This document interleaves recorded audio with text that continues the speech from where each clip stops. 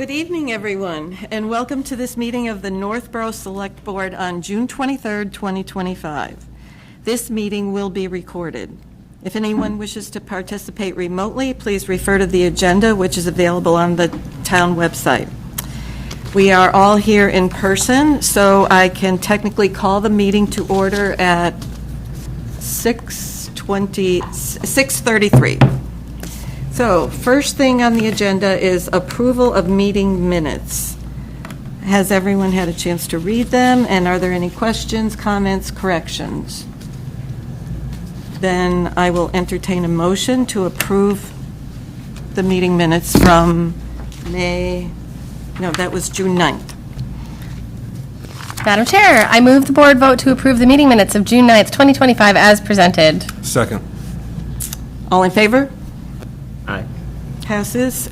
So the motion was made by Laura, seconded by Mike. Okay, so next thing on the agenda is White Cliffs. And we have, first of all, a presentation by Elegant Banquets. Now, on the agenda, it does state that there will be no public comment on these issues tonight. What happens tonight is that the board has to use a form to evaluate the two presenters. We will hand those over to Stephanie, and she will kind of collate everything. And then at our next meeting in July, we will take public comment. So if I can invite you all up here, and will you need the screen or anything like that? Yes, we will. Yeah, Dana Sit here? has. Yep. Yep, you can sit in those Yeah, two okay. seats. Yep. Great, thank you.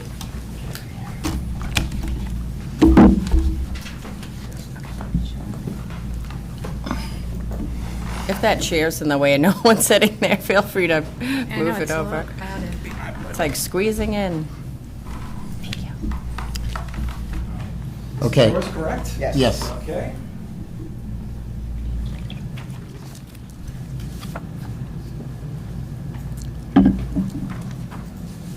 And we all have our Which one's first?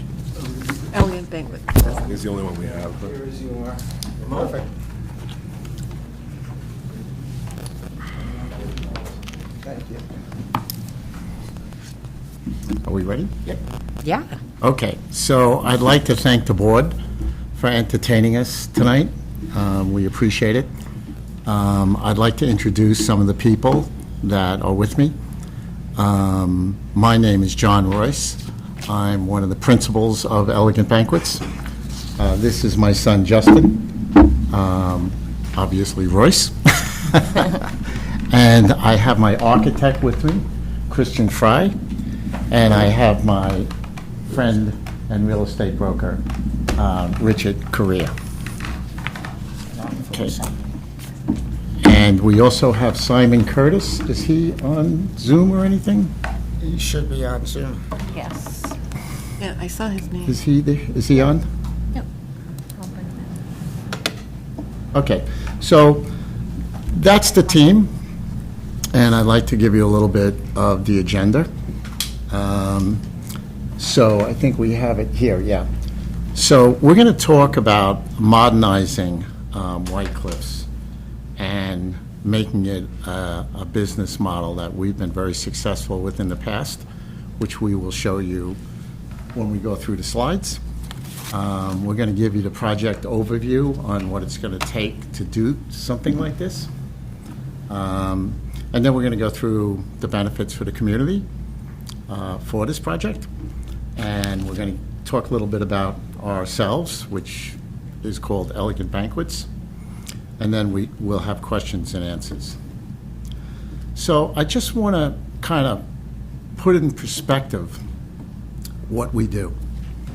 I'm assuming everybody here is either married or has been to a wedding. safe bet. I think that's a pretty safe question, right? So just to make it simple, that's what we do. That's our business. What we like to say is we're in the wedding business. 80%, 8 out of 10 of our functions are weddings. So that would be the purpose. It's not for any other use. It's catering, it'll be weddings, and the other 20% will be usually school proms, bar mitzvahs, charity events, corporate Christmas parties, those kind of events. So mainly weddings. That's what we do. So let's get started. So if we go to the next slide. We have a place presently called La Chateau, and we feel it's very comparable to White Cliffs. And the reason is that it's a mansion that was built, not as old as White Cliffs, but in 1909. And it was built by the famous banker J.P. Morgan, and he built it for his pastor, believe it or not. And when he built it, the pastor went up there, and he didn't like it. He was up there for a couple of years, 3 or 4 years, and he just didn't like it. It was too far for him. Thank you for building me this beautiful mansion, but I don't like it. So they abandoned it. And when they abandoned the mansion, this was back in 1920s. This was in the middle of Richfield, Connecticut, which was really, really very remote at the time. There was no highways up there. The hippies moved in, right? And they made it a commune. And no one really bothered anybody. They stayed there, and the town just wasn't really a town, and they just let it go. They got sick of it. They left. And then the town decided that they were going to sell it. And they put it in the paper, in the New York Times, for sale. A French couple came along and said, we could make it a restaurant, and we could live there, but we can't pay what you want.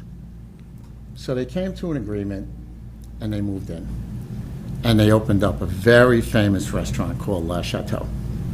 And it was around for, I want to say, 40 years. Very successful. If you were celebrating any sort of major event in your life, you went to La Chateau. Everybody I know went there, including myself. And these people got older, and they passed it along. And unfortunately, when they passed it along, the fine dining was not in vogue anymore. People were going out to casual places, and they didn't have enough volume to keep it going. So the building went into disarray, and it was eventually foreclosed on. And the people that foreclosed at the bank, they contacted us because we had been successful in the area with wedding banquet facilities. And they said, what do you think? And I said, the problem with La Chateau is it doesn't have a ballroom.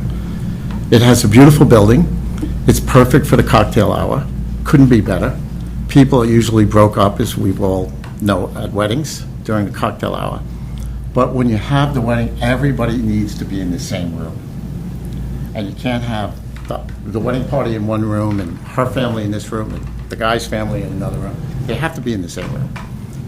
So I said to them that I'm highly interested, I would do it, but I need the ability to add a large ballroom. It's zone residential. It was on 25 acres. Originally, it was 50. But the 25 acres sounds like a lot, but it's on septic. There's no city sewer. And the laws there are, it has to be perfectly level for the septic fields. So you needed all 25 acres. So they gave us a variance to put a 7,000 square foot addition on this building. And I think, We have pictures coming up. yeah, we have pictures coming up. Now, what's the comparison with White Cliffs? White Cliffs is obviously a very seriously built old older mansion, perfect in the time that it was built, for the people that built it, and doesn't really have a significant use. Nobody really wants to live in these places anymore. They just don't make any sense to live there. So a lot of towns struggle with these mansions, and so we were so successful with La Chateau, we think that we somehow got the secret sauce, which is fix up the original building as well as we can restore it to what it was before, and then put a ballroom on it. And the concept is exactly how I explained it. You come in for your cocktail hour and then into this great ballroom, and it will be a very, very formal place. And there's enough land. There's enough land to make a nice outside area for a wedding reception, wedding to get married on the grounds. We're finding out that more and more brides are getting married on the property compared to the old days.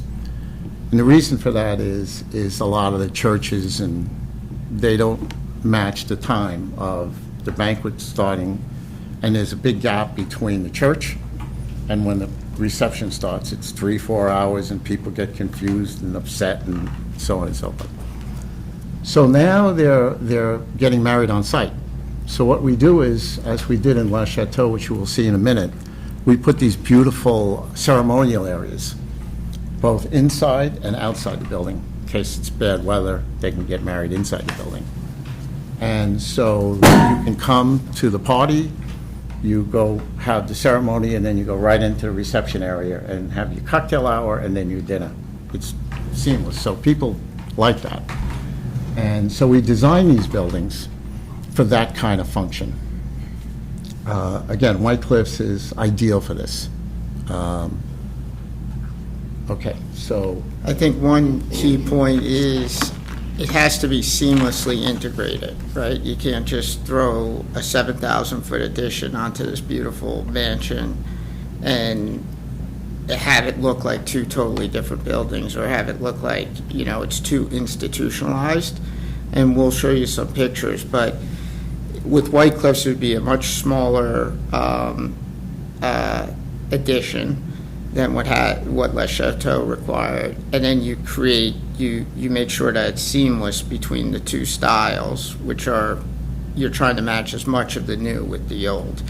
And I think the next slide, which John will explain, will show you some of the before and after photos of how this was done.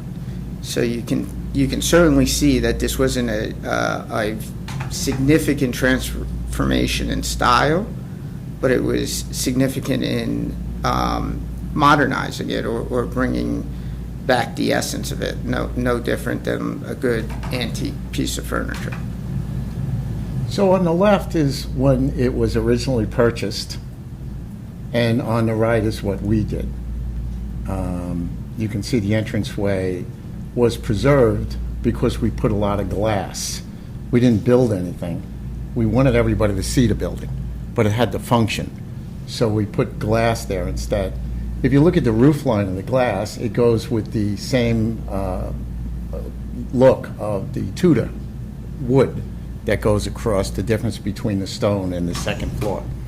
So we did as much as we could to try to keep the beauty of the building the way it is.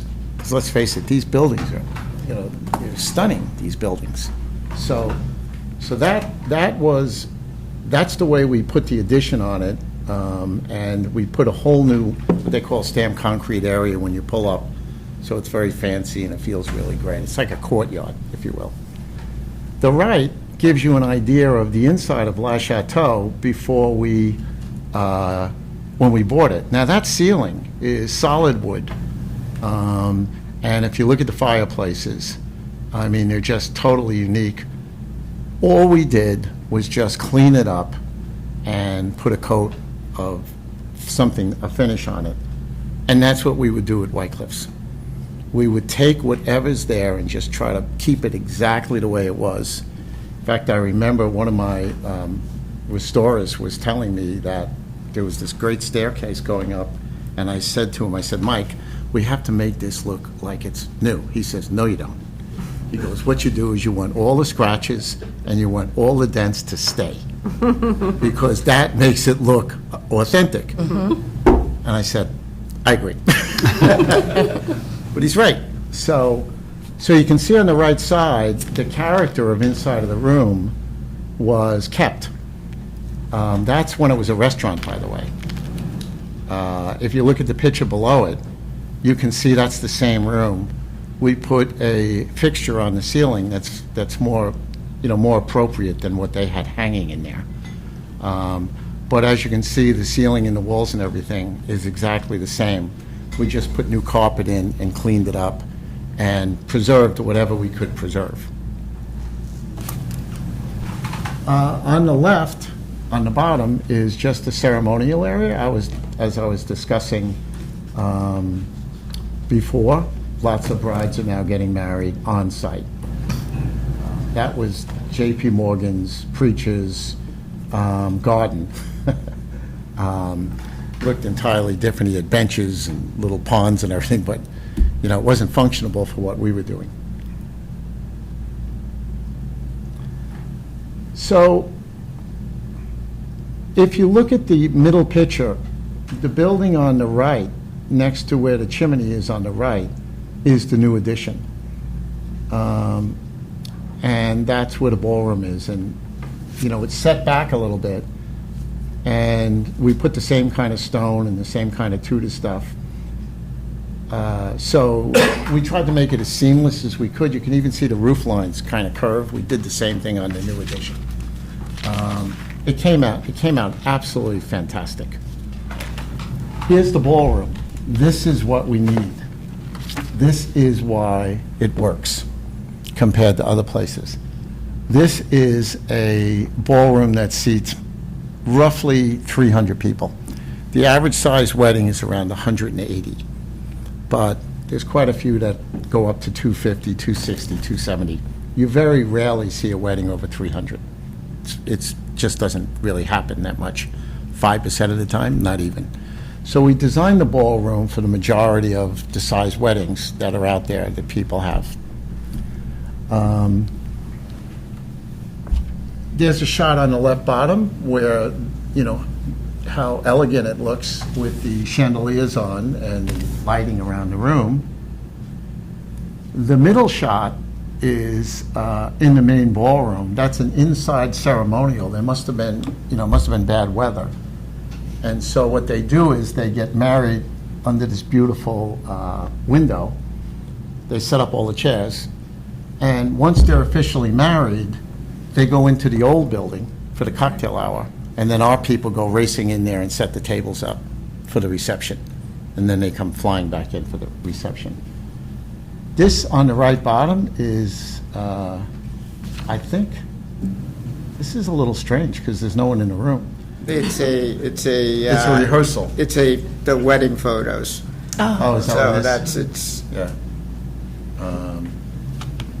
But it's a granite dance floor. It's very elegant looking. In fact, Justin's sister, my daughter, was married, and I had the first dance on that. Oh, awesome. Floor. Yeah, it was really kind of special. Yeah.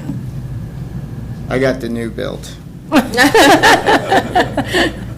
So do we go to the next one? Yeah, we're going to talk a little bit about our initial plans. Obviously, it's a little early on, and we welcome input. But we took the liberty of giving our initial thoughts and sharing them. We have some boards, too.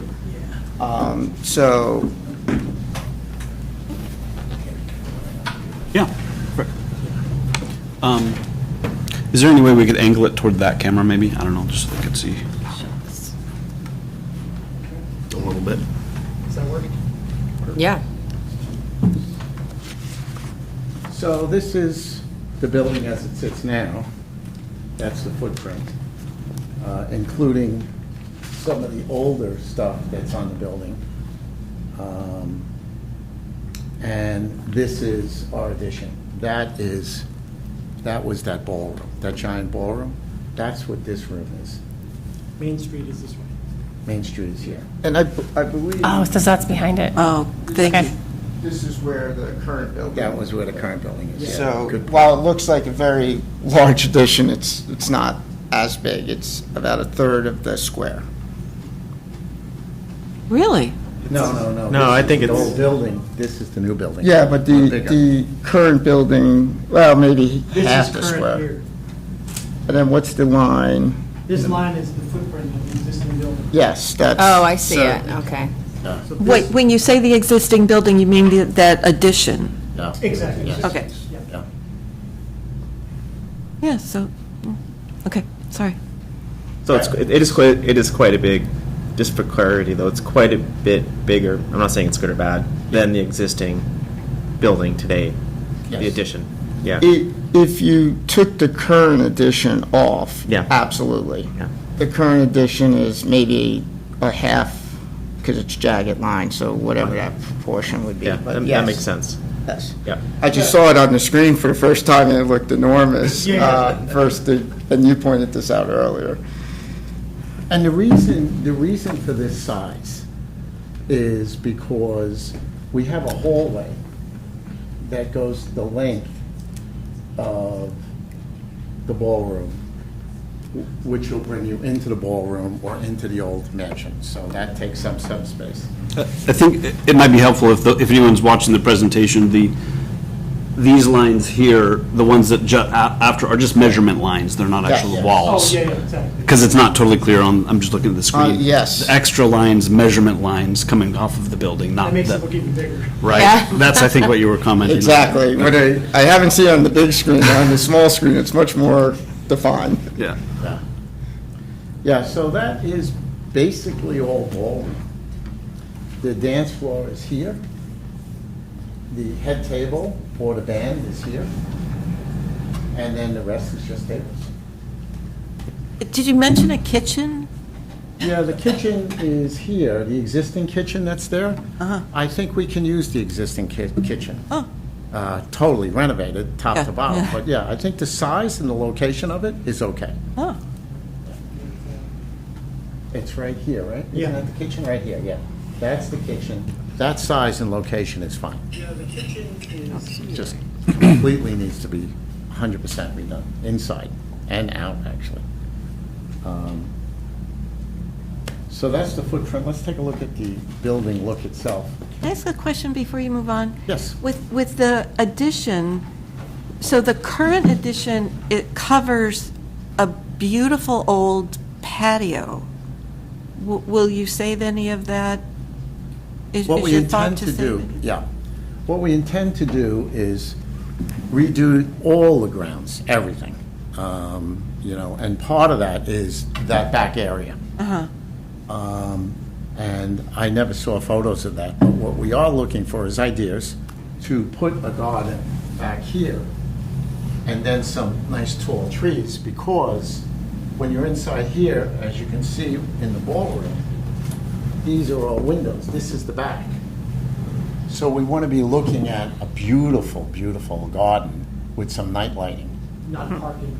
Not parking, no, strictly just a beautiful, beautiful scenic garden. So yes, we'll have to take a look at those pictures to see what it looked like and see if we could recreate it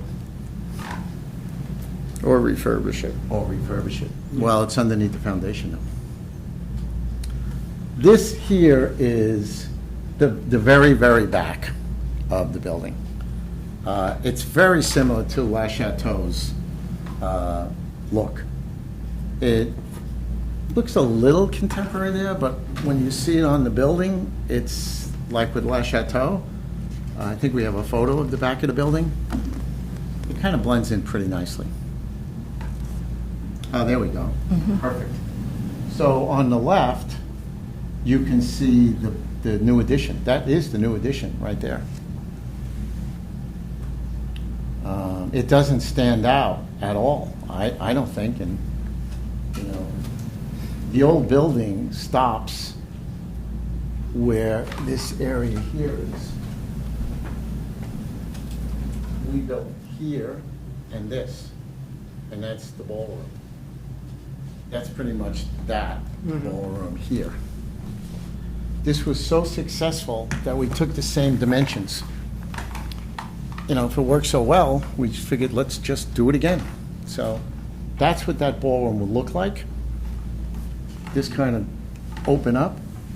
We will obviously be trying to match everything we can, including all the trim, the railings that go, you know, that are not here now, try to match them. So there's a lot of details. Obviously, the roof will be the same. So we're going to try to make it as seamless as we can. One question, if I may. Yes, sure. In the construction materials, right, there's a lot of glass. Is there any consideration given to sound, right? Because Yes. surrounding White Cliffs are all single-family homes in a neighborhood. So- There was a ballroom there. It hasn't operated in a long time. So I'm just kind of curious, sort of what sound would you get outside of the building while you've got a fun wedding going on inside? It's a great question. So, two things that we've learned over the years is we don't have windows that open. We make it all triple pane glass, and we do that for two reasons. One, for the sound, so sound can't leak out, and two, for the air conditioning. You know, if somebody gets really hot and they start opening windows, it makes it worse. So, yes, we do that. And we put, if one of the pictures, it showed the inside of the ballroom, we put all acoustic tiles on the ceiling. Because we know that when you go to a wedding, it can be really uncomfortable from the sound. So we put acoustic ceilings to absorb some of that. Yeah. Bottom right. If you look at Bottom left, too. at the bottom right and the bottom left, if you look at those white panels, they're all Okay. acoustic sound ceilings. So all the windows don't open and all the acoustic ceilings. And we try to have the band where the big curved window is shooting into the room. So, yeah, we don't have any music outside. We don't allow And music 4 of the outside. 5 locations are in residential areas. La Chateau specifically, when you're sitting on that, when you're looking out the backside, you can see multiple homes. So it's something that is wildly important because you know, it's not one of those things you want to kind of like get away with because it'll be a problem for everyone for as long as the lease lasts. Have there been noise complaints? Pardon me? Have there been noise complaints with La Chateau and being No. from neighbors? There's never been noise complaints. The only complaint we had was when the lights go crazy. Oh. You know, people would look out their window. What is that? But they wouldn't hear anything. So, And there's You studies. said you'd have a tree line there. We would have a Maybe tree wouldn't line. block all the light, but the idea would be it would have some, Yeah, the property is lined with trees. Yeah, that- yes, yeah, so, yeah. It's actually sitting up a little bit higher than the residential area around it, too. Okay. Yeah, La Chateau is sitting on a hill, as you can see through the windows on the right. So it goes down, and then there's houses. They look up and see the lights flashing. Yeah. In this particular site, you're right, we'd put a tree line behind it, so they wouldn't see anything. Wouldn't hear anything, wouldn't see anything. Okay, so community benefits. You want to start with this, Justin? Sure. I think one of the most important things, and what my dad has done quite well is he's developed relationships with the town, which, you know, makes a lot of sense because it's a partnership. It's literally like a wedding, right? Like there's going to be good and bad, but you got to be, when something's not perfectly right, you need the relationships to say, how can we fix it? The best example I can give is, I don't know how old I was, but I remember hearing this story, and in front of the first place, the Fox Hill Inn, in between Federal Road in Connecticut is the busiest road, one of the busiest roads. At the time, it was the busiest road in Connecticut for development. And in between Federal Road and where Fox Hill Inn, their first place, sat, there was a development. And then on Federal Road was a piece of property that came available, and naturally they went to the Fox Hill Inn owners and said, do you want to buy it? And they bought it, and they developed, and Federal Road's like any other sort of strip shopping center road. They put in a 25 or 35,000 foot shopping center. And it was a town meeting where all the residents in between the Fox and the strip shopping center were very upset, and they had very strong feelings. It was one I'm sure you're used to sometimes, where someone, you can't really rationalize, or you can't come to terms with like something that is good for the town, but maybe encroaches on their opinion. And so there was two people that were very upset about this. And he said, what if I designed the whole back of the shopping center to look like the condos?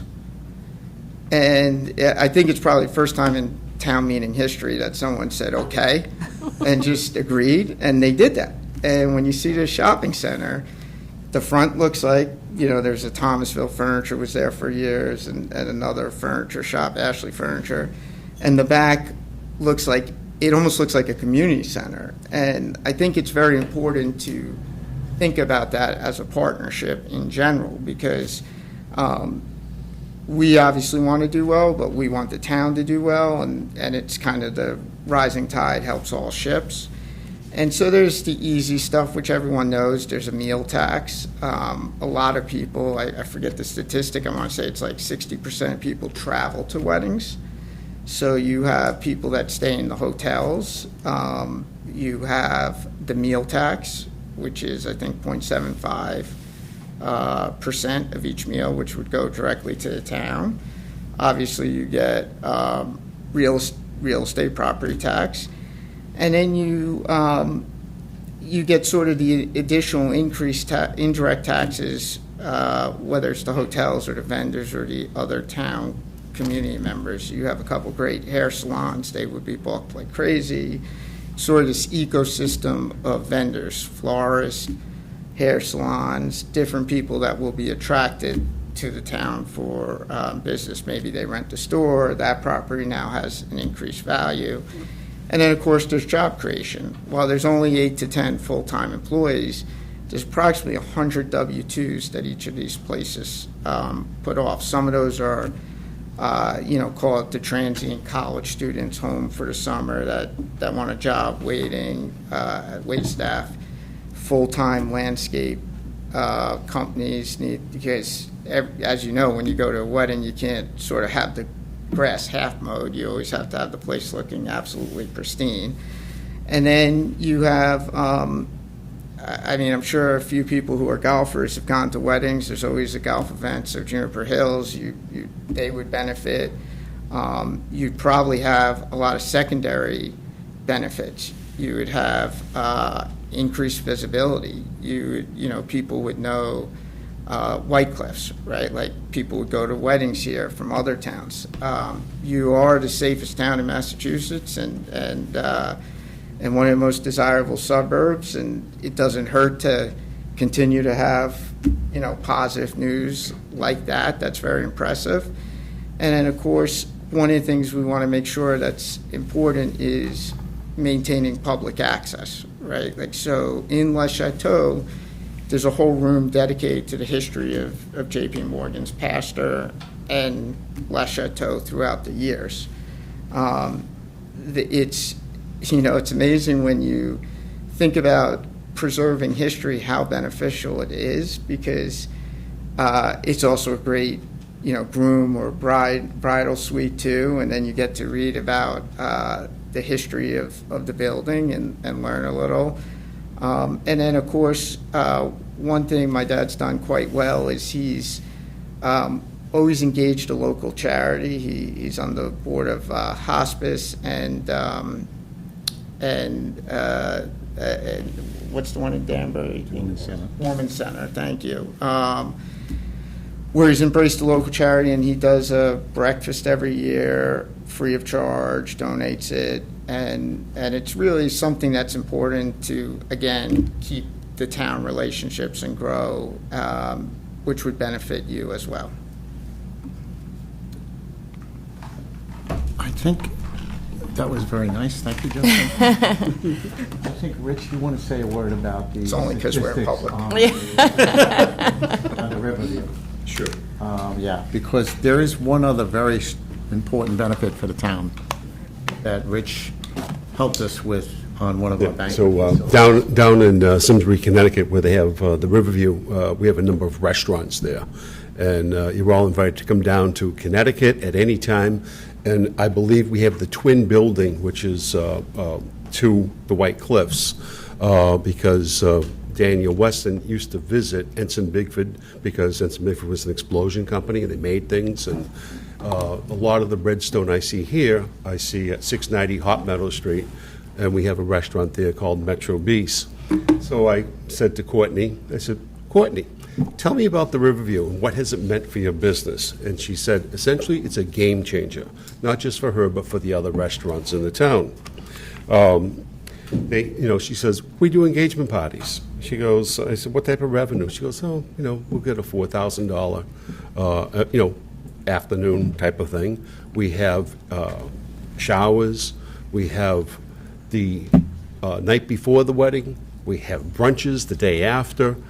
And we just have a lot of, bride and groom and people like that. But she goes, they don't all come to us. So we did some research with geo-fencing a few weeks ago. We said, when they leave the Riverview, where are they before and where are they after? And what we found in some of that geo-fencing is that, a lot of people come from their hotels directly to the Riverview. However, we also found they stop at the gas station, they go to the florist, and they go out for breakfast. But then after they leave there, where do they go? Some go back to their hotel. There's a nice percentage that goes to a restaurant which is nearby. Another nice percentage goes to, of all places, Raising Cane's after a wedding. I don't know why, but they do. And it's just really interesting when you get into the whole geo-fencing of who were their customers and how old are these people. And we got to see what their average age is, what their how large is their family, and what type of social economic impact that is. And from a community that of Simsbury, which I'm most familiar with, that's where I've been for the past 35 years, even though I'm a Marlboro guy. Did you measure it? Were you able to measure the economic impact? We have a relationship with the state of Connecticut, and Bob, Bob. I'll remember his last name. Bob can give us, I can get you that economic impact study. Yeah, there would be a number, right? Like $10 million, make a number up. Yeah, times, and you can kind of put some. Yeah, because Not 10 million, but maybe. Yeah, it's probably it's more than 5. Yeah. More than 5? More than 5. And what they've, what he does, they study all the hotel rooms that stay. When we went for the approval in Simsbury, one of the questions that came up was, well, the hotels are probably going to hate this because you're taking away business from them. And we showed up at that meeting, and we had letters from the hotels, we want this to occur. And the commissions went, we don't understand, why is this happening? And they said, well, we're in the business of selling rooms. If they take the wedding business, so be it. But the byproduct of it was Simsbury all of a sudden became a wedding center, a wedding destination. There's over 254 weddings into that community every year. And the hotel is now sold out all the time for their wedding room. Yeah. And the little restaurants, because you have the people that are, there's 50 or 75, a 50 to 75 person wedding, and that's too small for them, so they end up going to one of the local restaurants. And as we look around Northborough, I can see the the night before the wedding, the tavern up the street having a great deal of business. So. No, that's good. I think it's interesting because, we see that we have hockey tournaments and we have things that Yes. draw people to the community. Marlborough's a big benefitter of that with the Apex Center, and then Yep. that's a very valuable asset for them. Raising Cane's is in Marlborough. Yep. Hotels are in Marlborough. But just to frame this up a little bit, if you believe, and this is just, I'd like it just to put it out there with a number so when we talk about it, we can come back to these things. If you believe $5 million that mill tax is worth, and you believe Northborough captured all of it, that's worth $37,500 a year. You'll come back with that. Yeah. It's just, we just want to frame some of this Yeah. stuff as we have our conversations. We have some of the numbers, which is a lot higher than that, just on the meal tax of White Cliffs. And then we could make some assumptions Totally. of, if you captured 80%, 100%, 50%, because what you will find is, and there's 2 points. One is you're getting the meal tax off of all the engagement dinners and rehearsal dinners and showers. But also, it generates off-peak activity, and a lot of people, I don't have the statistic off the top of my head, come through the bus from the hotel, right? So you're not jamming up town with a bunch of cars trying to come in. I mean, most people, especially if you're staying overnight, the last thing you want to do is drive back, so you're taking the bus or you're taking an Uber. But mostly the bus, as we've established have gone to weddings, you see the bus that sits out there, and then everyone gets on it and it goes back. But it's and believe it or not, the retail stores and gas stations are probably one of the top 3 beneficiaries, because how many times do you travel and you forget something, or you need something, or you grab water? I think we probably spent $30 just coming up here in gas stations on snacks and drinks, and so they benefit as well. I just want to say one further thing about the traffic. Weddings have changed a lot over the years. 30% of the people are from travel, take a hotel room. So that's 30 out of 100. What the brides do now is they rent these giant buses, and they pick everybody up at the hotel. So if the wedding's, say, 150 people, there's 2 people to a car. So that's 75 cars. And then you have the bus, which takes away from that, because there's a lot of people on the bus, so that all those cars aren't coming in. So the amount of parking that's required these days is very little, because there's very little traffic. The staff all come single cars, they're all single in a car, but the guests, it's always 2 to a car, and again, a lot of them come by bus. So it's not a lot of traffic is the point. And as Justin said, it's really on the weekends. It's not in the rush hour, it's Saturdays and it's Sundays. Friday night, there's some crossover, but again, not a tremendous amount of traffic. So that's a benefit. I'm going to finish over with About Us, so we could go from there. So we've been in business for 39 years. Our first building was the Fox Hill Inn, and our second building was the Candlewood Inn. The Candlewood Inn is on Candlewood Lake. It's a beautiful facility right on the water. Then in 2004, we built from the ground up the Waterview, which is a 44,000 square foot banquet facility. It does 2 parties at a time. Then we built the Riverview in 2008. It was modeled off the Waterview, but we refined a lot of stuff, and 44 became 36, but the same size ballroom. And then La Chateau in 2018, which I've explained early on in our discussions.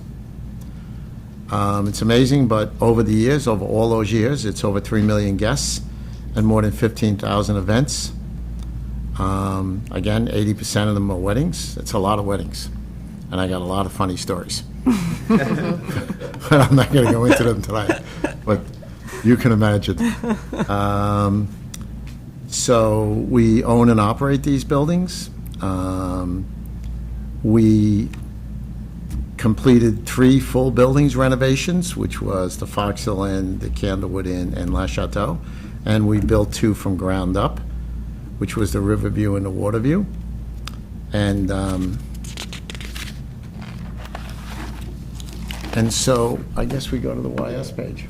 I think we've indirectly touched on all these points, but to sort of summarize, what we would like to think we offer you is sort of predictability and reliability, in the sense that it is a 39-year track record. We most recently, with La Chateau, the last project is eerily similar to White Cliffs. As we were preparing for tonight, we kept thinking about it, and there's so many parallels, and we recommend you to look at the website, La Chateau in South Salem, and there's a video, and there's a lot more about the property, so you can see it, and we're happy to provide any information. The business is very fragmented. There isn't really a lot of people that do it on, even though it's not a big scale, but there aren't people that have 4 or 5 locations. There's a lot of experience that comes with that. As he referenced, we've seen it all, and we understand how to manage that, which is very important. I think when you go to a golf course or a hotel, there's a very big difference than when someone's a single focus on just the wedding industry. And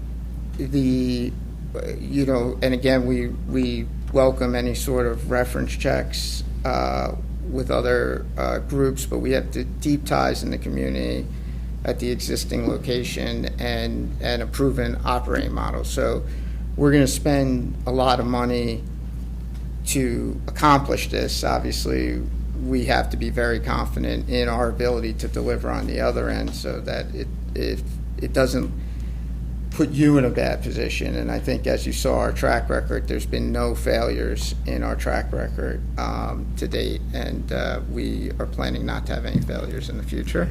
And then, we will get you some more of the clear economic benefits and try to put it on paper, but we believe there is a lot of benefits. Obviously, the meal tax is like the lowest hanging fruit with the property tax, but try to quantify all this indirect benefit as well. That'd be great.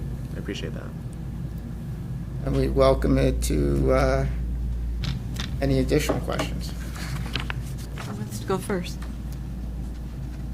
Jacob? I guess I will. You may have said this, and I'm sorry if I missed it, but of the 5 properties that you showed, does your group still own or control all 5 of them, or which of them does the group still, to this day, have some controlling interest in? All 5. We All still 5. have to, yes, yeah. So I don't have to tell how you exited them. Okay, that makes that question easy. Well, I did have a question that may come up quite a bit for me, but is there a question you think I should ask you if you were in my shoes, that you're maybe afraid of me asking you, and what would your answer to it be? I'm going to steal that question. That's a first. I've never heard a question like that. I think some of the questions, I think the noise question was a really valid question. I think, you put something out there that really caused a lot of noise and trouble. I think that was a very good question. I think that we tried to cover the traffic as much as we could. That's usually a big concern. I would say that our background, of course, can we do this? Or is this just something that we go bankrupt and you're stuck with a building? We intend, obviously, to put a lot of money into it. And we're very confident because of La Chateau. The wedding business, the weddings are always a joyous event. So, nobody really complains about us when we go into towns about having weddings. It's always something that people really like. So it's a good use. I'm really not sure, to tell you the truth. I mean, No, that's okay. That's okay. It's a pretty good use. Yeah. I'll tell you my question that I used to hammer him about, and he has convinced me fully, and I was always nervous about what happens if people don't get married. And guess what happened in 2020? A lot of people got married. Right? Like that was the best case study to show. No one was laid off. All the full-time employees were kept. There was a little bit of salary adjustments and so on and so forth. But the reality is it's like college. People plan for this. They spend this is a big day. It's ingrained in society, and it's not going anywhere. And I've finally been convinced of that, but that was my big question I used to ask him. Oh, thanks for addressing that. One other one that I have, and, I'm not advocating temperance movement or going back a few centuries on that question, but you've addressed the buses and the things like that. But certainly, I, as a resident of Northborough and sitting here, have to be always concerned when there's events that involve alcohol. What steps is the venue taking? Of course, you can have your policies, but what steps have you taken to make sure our streets are safe after the events? Well, one policy we have, we will not serve shots. You know, that's a policy. A lot of people want shots, especially the young people. We will not serve shots. Our bartenders are trained, you know, to make sure that if somebody looks like they're totally out of control, they stop serving them. We ask the bride and groom, when they sit down for their pre-wedding plans, is there anybody we should look out for? And believe it or not,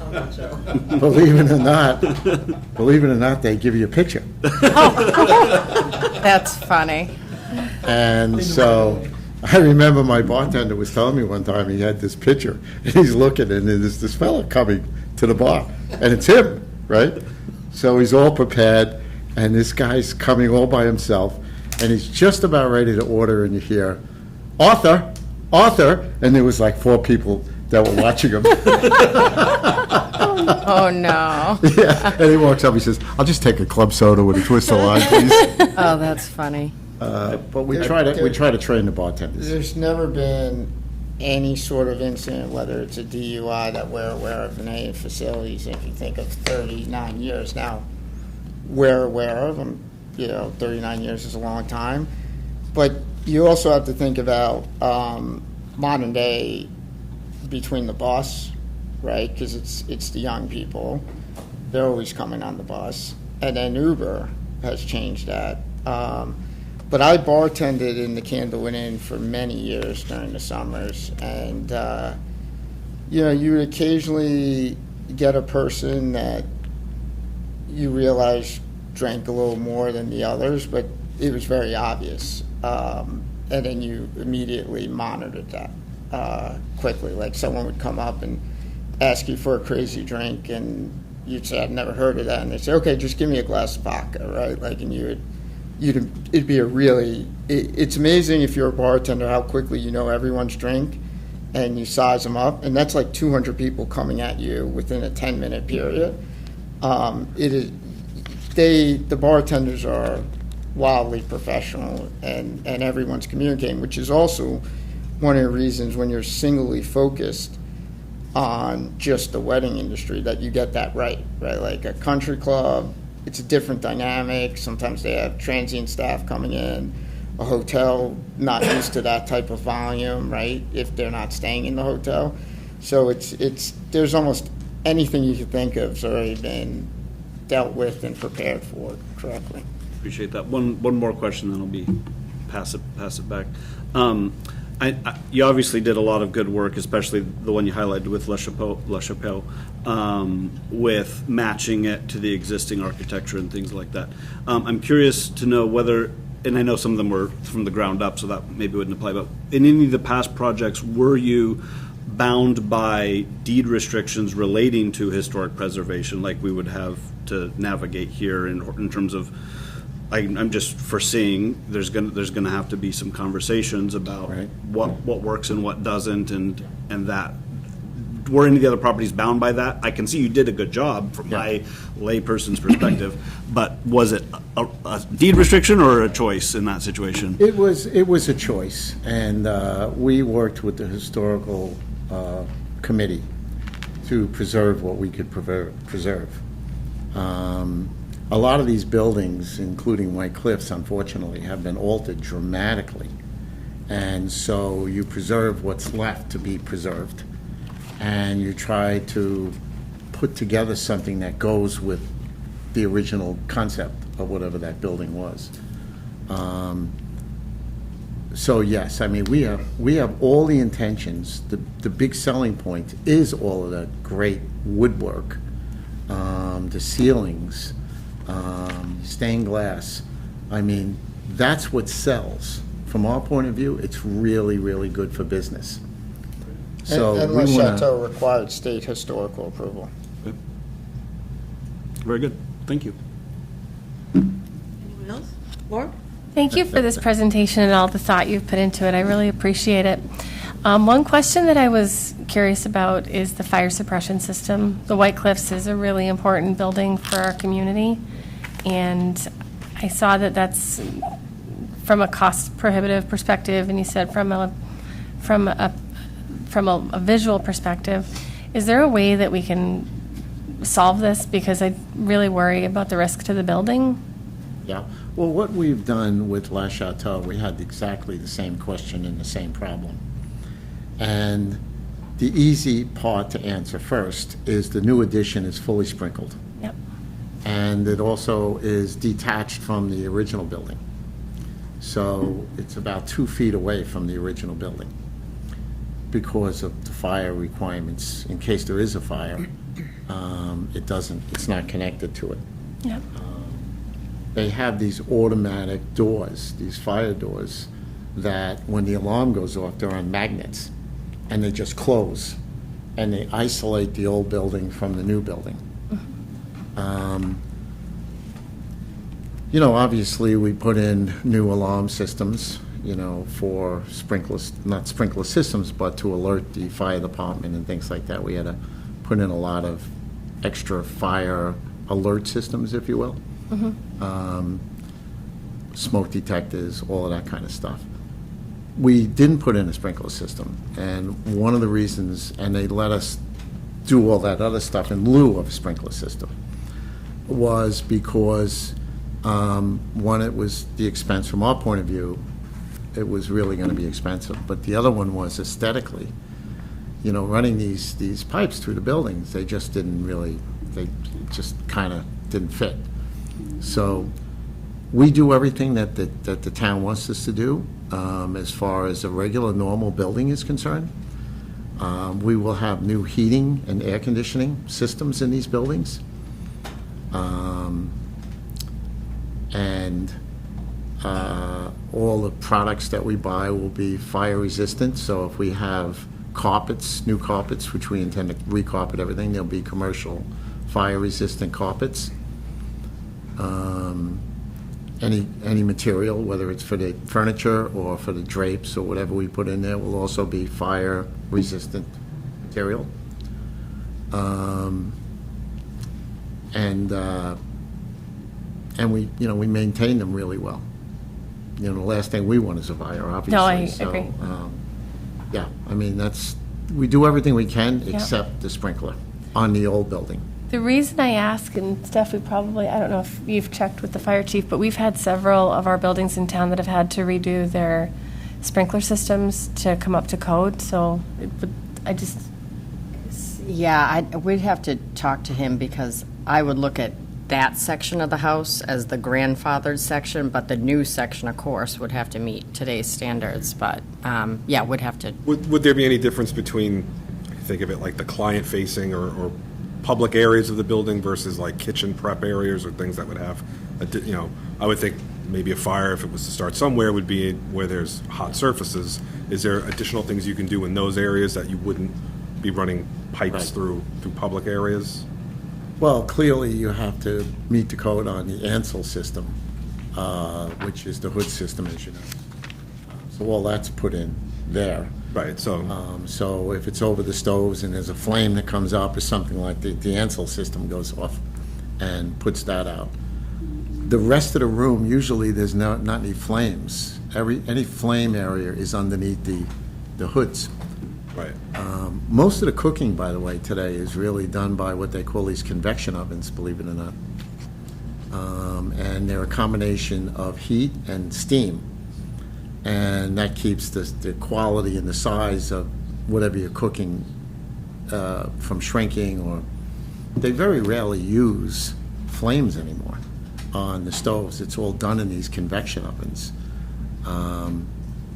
So it's there's really not much really happening in the kitchen so much anymore from a flame point of view. So between the Ansel system and the new cooking, It mitigates that risk. yeah, it mitigates all that stuff, Can I ask another question? So do you have agreements, you said a 40-year lease for the White Cliffs is what you were looking to do. Do you have those agreements with the other properties that you've worked with? What did those other agreements look like? We purchased all the other properties. Okay. We own the property and the building on all the other ones. This would be our first lease. Is there a reason you're leaning towards lease versus purchase? I don't know if it's even an option, but Well, we thought it was the easiest for the town, actually. I mean, we would be certainly open to buying it, but we thought, we were advised that probably the best way to approach the town would be to lease it. And I think one of the reasons is because the value of the property is not what you paid for it. Yeah. And so if we had to buy it, it would probably be very difficult for everybody to get that deal done. We anticipate putting somewhere around $8 million into this building. And if we put that much money into the building, there's not much left to buy it. And so instead of going down that road, which seems to be a dead end, we thought maybe the best thing to do was to do a lease. This way you get the building back eventually. And Thank you. that's why we did it. Yeah. On the $8 million, is any of that in the form of grants, or is it all financed by the principal? We're hoping. If not, we're willing to put it up. We're not gonna rely on doing this with grants and stuff. There could be some surprises that we don't know, which makes me a little bit nervous, which is the environmental issues and stuff. But I believe there's some grants for that kind of stuff. But if we go in the back and we find out underneath that ballroom, just for an example, is going to cost $1 million to fix the dirt or something, we don't have that in our numbers. So we don't know environmentally what that building really is, and we're nervous about that. But we think we've done some checking with some people that have done some environmental studies on the building, and they seem to feel that there's a way to mitigate a lot of what's going on to the point where it's not going to be one of those crazy amounts of money. And we did a little checking. We think there's some grants for that kind of thing. So we're hoping that the environmental part of it is going to wash itself out with maybe some of those grants. I'd like to spend the whole $8 million on cosmetics, is what I'd like to spend it on. So What's the range of grant dollars you've modeled? I don't know, Rich. Do you have a number roughly what you're thinking? Yeah. Anywhere from 600 to $1 million. Thanks. Just one question on the public access part, just for clarity. I think you do great work. Like, Thank I you. researched the properties, and they're really impressive. And I think what you could do here could make it an amazing work of art that no one will really get to see. Like, that's what I'm kind of in my head. It's like, what does public access really mean? You've got a museum that I don't know what those hours look like. You got beautiful grounds that I'm not sure you really mean that our residents can just walk around your grounds. So, the public access to me just isn't really clear what that means from a resident. Well, what the way I envision it, it's non-function hours. So obviously the weekends is when we do almost all our business. Very rarely do we do weddings, things during the week. We do occasionally quite a bit of Thursday nights in the summer. So it would be Monday, Tuesday, Wednesday that the building's available. It would be during business hours. So if someone came up, we could fine-tune this, but if someone came up to the building, just like a client came up to the building on a Monday, Tuesday, or Wednesday, they could come in, meet our receptionist, and they can go up and take a look at the history room. Walking the grounds is probably not something we want people doing, because then we're going to have people up there all the time, either exercising or walking their dogs or something like that. So it would be something that, if they want to learn about White Cliffs, we are going to have a room dedicated to whatever we can find on White Cliffs. And if somebody wants to come in during hours we don't have functions going on and we're open, they just talk to the secretary. We'd be happy to let them go upstairs. I don't think that's going to be a lot. We did that at La Chateau. I think, some people will come, but it's not going to be like a museum with his lines or anything like that. Yeah, it seems like a noble gesture as opposed to something that's going to drive a lot of traffic. Yes, exactly. That's the way I see it too. And outside of the grounds gets also a little tricky with insurance and liability, but we're open to thinking about this. Like, we did spend a lot of time talking internally about it, and it's kind of one of those things where we don't have the perfect idea for it, but we're open to, having those conversations. And I'm not here for the idea generation, but we did tour it recently, which was really great. It's the first time I had gone through the building, which makes me appreciate the conversation we're having here more deeply. It did have a cool basement that could be a speakeasy or something. But there's some elements of it. I was like, oh, is there any way a section of this could actually be another type of business? Or it's a neat property. Yeah, no, that building will be a wedding facility, period. And not because I don't think you have a good idea. I've done that, and I got really burnt. So I'm not doing that anymore. It's good to be clear. The business is very predictable. There's very little cancellation. It's paid ahead of time. It's truly a business that a lot of people don't necessarily understand, even though they've been to a wedding. It's 180 degrees different than a restaurant business, where it is unpredictable. There's very little waste, right? Everything we can count what our food is, where a restaurant may be today, right? And now all of a sudden all your outdoor seating isn't showing up. That food spoils, that food gets wasted. So it's a very efficient business. And look, it's a good thing when people come visit, right? Because they talk about how beautiful the facility is. We don't spend a lot of money in advertising. There's a little we do with some of the websites like The Knot. But it's a word-of-mouth advertising business, always has, and stays that way. You go to a wedding, all of a sudden, your daughter or son gets married, the first thing you say is, I was just at a wedding at White Cliffs. And so it's good to have that interaction with the community, because word would spread. We've seen cycles where, the wedding marriages are down a little bit, and then we've seen them go up. Right now, divorces are down and weddings are up. Don't ask me why. But that's the latest figures. And all I can say is about weddings is when I remember when I got married, I was a typical groom, knew zero about any of it, and really wasn't even that excited. I was excited to marry my wife, but I wasn't excited about the reception. It was just, okay, what do you want me to do? I can remember that day like it was yesterday. That was 49 years ago. And the women know it. They know it. The guys don't know it, but the women know it. And I got to tell you something, they're right. They're absolutely right. And it's one of those days in your life. You just don't forget that day. It's that kind of event. And that's why it has staying power, because people know that. It's like a birth or something, it's just one of those special days. And I remember when I was really sold on it, I was watching TV many years ago, and they had a big incident in Russia.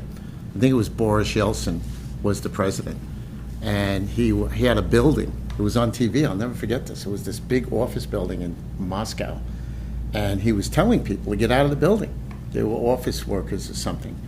And he pulled the tank up, and he had the tank, and he was going to shoot at the building. And I'm going, wow, is he really going to do this? And he did. He shot right into the building. He wanted everybody out, right? So the cameraman went 2 blocks over, and there was a full-fledged wedding going on. The bride was in white. They were throwing rice. She was coming out of the church, and I said, those people don't care. It's 2 blocks away, and they're getting married, and they don't care. That's when I said, that's the power of weddings. That's Just funny. Stay out of my way. Yeah. We're getting married. That's it. That's funny. Anyway. Well, any other questions? Can I ask one more? Laura. Oh, sorry. Okay, go Did ahead. you have one? No, go ahead, Laura. This is probably more for you, Steph, but it looks like there were some zoning changes that would need to happen. Mm-hmm. Do you see any challenges with that, or? So it would be up to the ZBA. They could give us a variance. If not, we could bring it to a town meeting and get it rezoned. In La Chateau, they gave us a use variance. Yes, yep. They have the ability to do that here as well, yep. They didn't change the zoning, just for whatever reason, that's what they thought was the best way to go. Right, right. It typically is. I yep. understand. Yeah, Yep. We still, on our books, have the ability to do use variances. It comes Yes. up on town meeting, they try to take it away. It has not passed. I was on our zoning board before I came to this board. Okay. So it is something that is technically able to be considered, I think, as Yes, far as yeah. a use variance, unless that ever passes at town meeting. But And of course, it was used before, I understand, as a wedding facility. Yep. Many memories. I'm sure. Mike? Yeah, no, I don't have any additional questions. Thank you, gentlemen, for the presentation and sitting and talking to us and laying that out. Thank you. Oh, you're welcome. Thank you. Yep. So I know that one of our criteria is contract termination. Is that something we should talk about, just to get some clarification on? Could ask. Is that okay? Yeah.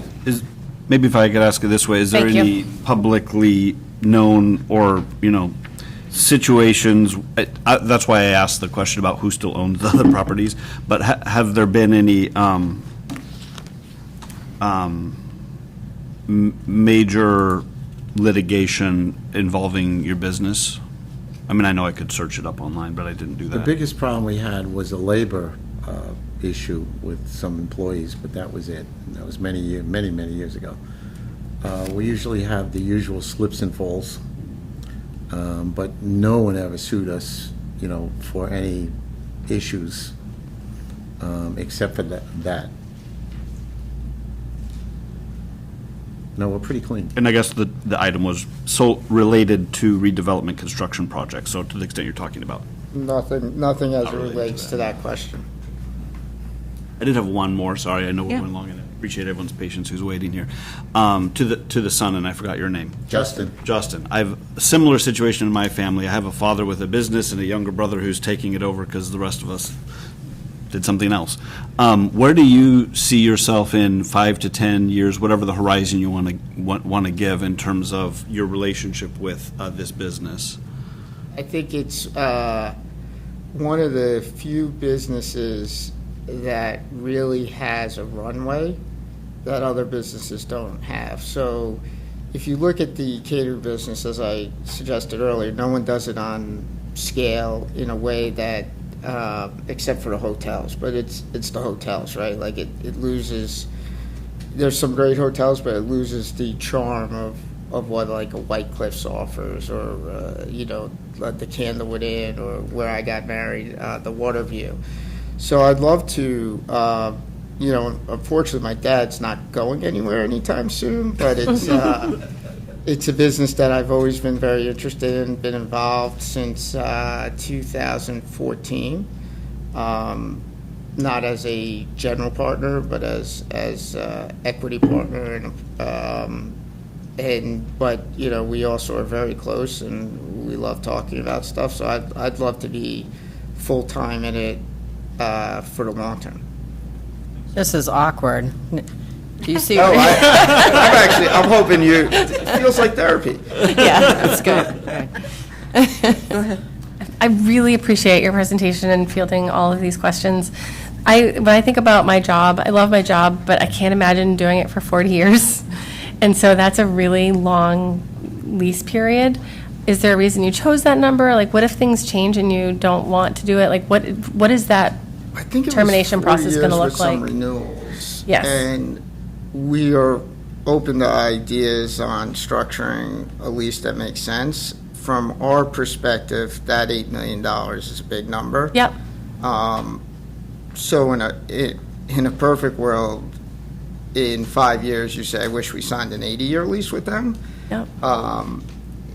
To us, I think the business is very sustainable. I mean, if COVID didn't knock out the catering business or the wedding business, Yep.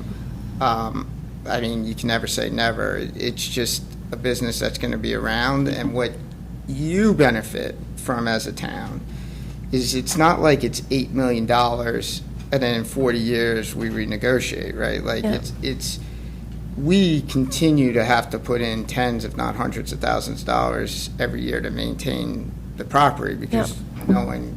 So I tried to think about it from your perspective. Obviously, I'm biased, but I was trying to think about what the benefit is.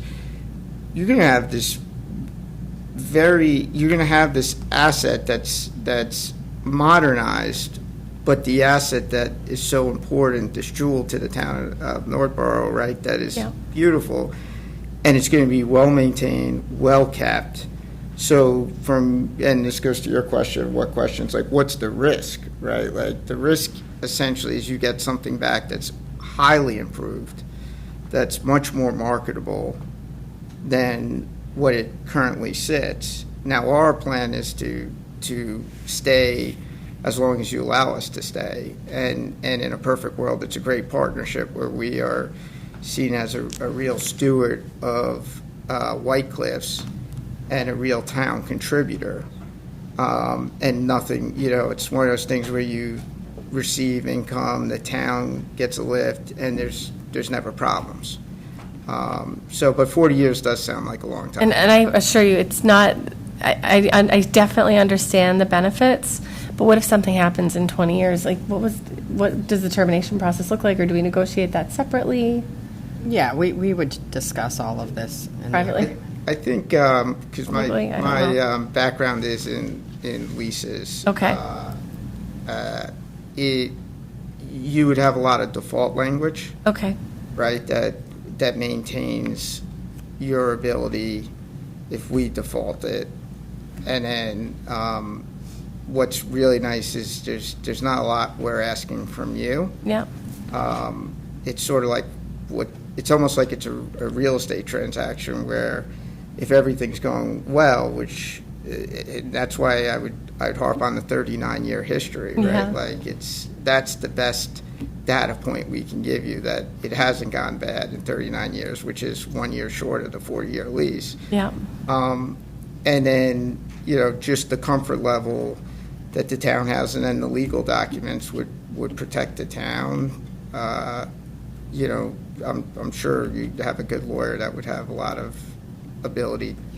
Okay, so my question for that then would be, in the agreement, would we outline, you've stated that you're going to hire 8 to 10 people, this is what you anticipate for meals tax, like, would we set those benchmarks and then review them to make sure that, because $1, like, the lease value is really low, so we need to make sure that we're protecting, I'm just trying to, the residents are probably going to come back and get frustrated if we're offering to do something, so I'm just trying to figure out, like, what the, how we can protect. Yeah. Yeah, it's a good idea to get that straight, and also to see what the benefits are on the auxiliary incomes Yep. and things like that. Absolutely. So would we be able to include that in our contract, just to make sure that we're Oh, absolutely. Yeah. that you're fulfilling, it sounds beautiful. Yeah. And I really understand the benefits and the additional businesses that will thrive. I just want to make sure that everything, the project goes according to the right timeline. Are you going to be responsible, since it's a municipal property, do they have prevailing wage, or since it's a different? So they don't. Okay. Which is the benefit. Okay, sorry, I am still confused on that. Okay, I'm done. Thank you. I think to Laura's points, Sorry? a clarifying question, or? I'm sorry? No, I didn't want to interrupt. No, we're good. Okay. So, obviously, town-owned building, we're a town. Deal structure is as open-minded as it could be if we weren't a town and you were a company. But I do think about, like, town is an owner of property, not a long-term strategy in Northborough's. Any plan we have in the long term is not a property owner, so it doesn't really answer that question. I think you are uniquely qualified to kill this project and outperform any financial statements you put together. I think this property, your team, your insights, your game plan, like, this is like, I totally understand the interest. Yeah. And I think what you would bring in terms of beautification and preservation it has a value, even if it's one that may be more noble than practical for the town. But I would like, as you come back and think about it, I'd like to see what it looked like if you were going to buy it. Think about some different deal structures that you think might entice Northborough a little bit as we think about our optionality for this property. Okay. But I take a look think at you that, guys, sure. I'm really impressed with the way that you run your business. Thank you very much. I mean, I really believe White Cliffs is another La Chateau. I think it's going to La be Chateau remarkable. really knocked it out of the park. One of the things that we have to take into consideration is people book weddings about a year in advance, roughly. And for us to do White Cliffs, we really have to be very important on our timing. So the construction and everything, because we don't want to open empty. You know, we want to have this thing open and start doing weddings right away, which is what we've done in the other places. We open up a sales office, and we have renditions, and we sell with promotional rates for people enticed to do this on a, it's sort of like pre-condos or something, when, you know, you're buying condos before they're built. It's that kind of thing. So Finish on time. yeah, that's the key. So that's where we have to be really careful about working very closely together. And I've learned over the years to give myself a lot of extra time. I anticipate, if this works, I anticipate that the first weddings would be somewhere in the beginning of 2028. Wait a second. My dates are screwed up. 2027. 27. Yeah, 27. Probably somewhere in, April, which is when the wedding season starts. April in 2027. So that would mean that if we came to an agreement sometime in the next 6 months, signed, sealed, delivered, if we thought that that was going to happen, we would get our contractors, our architects, everybody lined up, and then get right to work. Gives us the entire year of 2026 to do this. And I think this site is okay. There's nothing I see on this site that's really hard. It's nice and flat, it's going to be, the addition is going to be slab on grade, so we don't have to worry about rocks and all this stuff underneath. So we should be able to put it down and then just build. You don't have to use septic? We don't have to use septic, that's another big one. So wells, any of that stuff. You got city gas here, I think, too, right? That side? Maybe. I'm not sure of that, actually. I know Eversource has some line somewhere, but I couldn't say. Yeah, for it's sure. interesting. My neighborhood has oil, but the one across the street has gas, so it potentially has gas. Potentially there's gas. If not, then we have to just put in our own gas tank. I think we're confident there's gas. There's gas there. Oh, okay, right. My garage wouldn't be running too well without it. Public Works. Yes. I just want to touch on the sale question, which I'm not sure, and I just quickly looked it up, so take this with a grain of salt. In New York State, I know this law very well. Anything above 29.6 years as a lease is actually considered a sale. It's basically, because you have long-term 99-year leases, 100-year leases, it's considered a transfer of property. In Massachusetts, according to ChatGPT, quickly typing under the table, it is very similar in Massachusetts. I would have to get a little more facts, but I don't know if that benefits, doesn't benefit. But in theory, anything above a 30-year lease would be considered a transfer of an asset.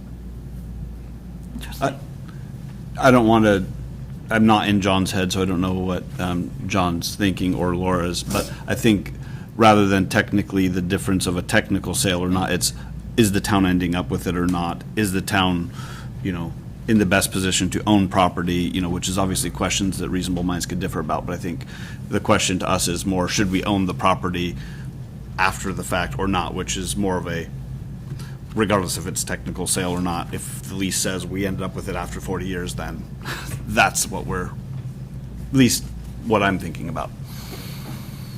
Anyway. Well, in practicality, if it works, I would think the town is going to be sitting there going, if it's not broken, just keep these guys. Keep generating revenue keep for us. doing it. Yeah, keep doing it, Keep making happy memories. Yeah, yeah, exactly. So, yeah, we can get into more detail on that, but yes, I agree with you. It's, as long as we can have enough time, because we're going to get a mortgage, right? As long as we can get our mortgage paid and have a return on our investment, and that's fine with us. Okay, well, All right, thank you. Thank you. Thanks a any other lot. questions?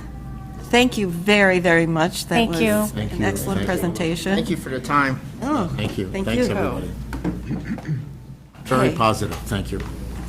So, should we fill this out now? And do you want to take the time to fill it out now, take a day, or and have the next presentation? What's your Yeah, preference? what is your preference?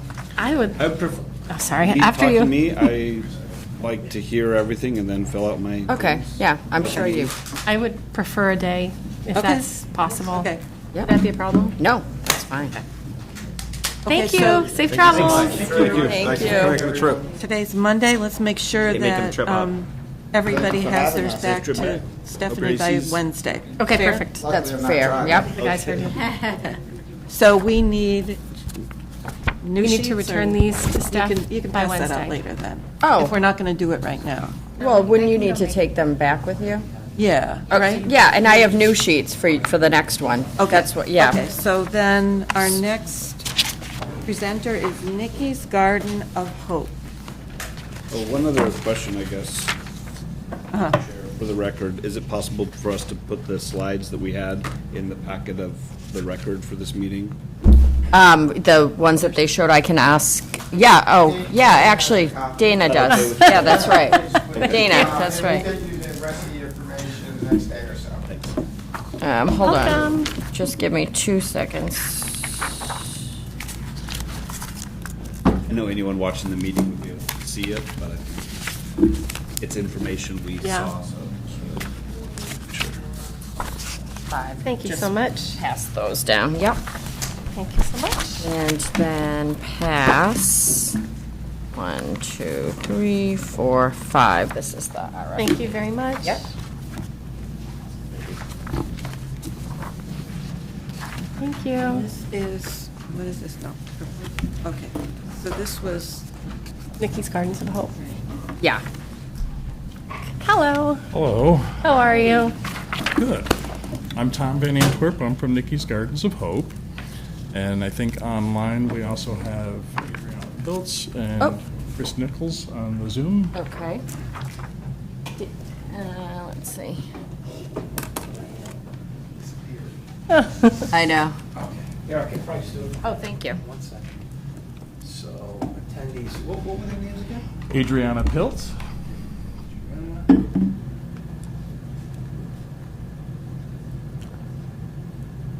Chris Nichols.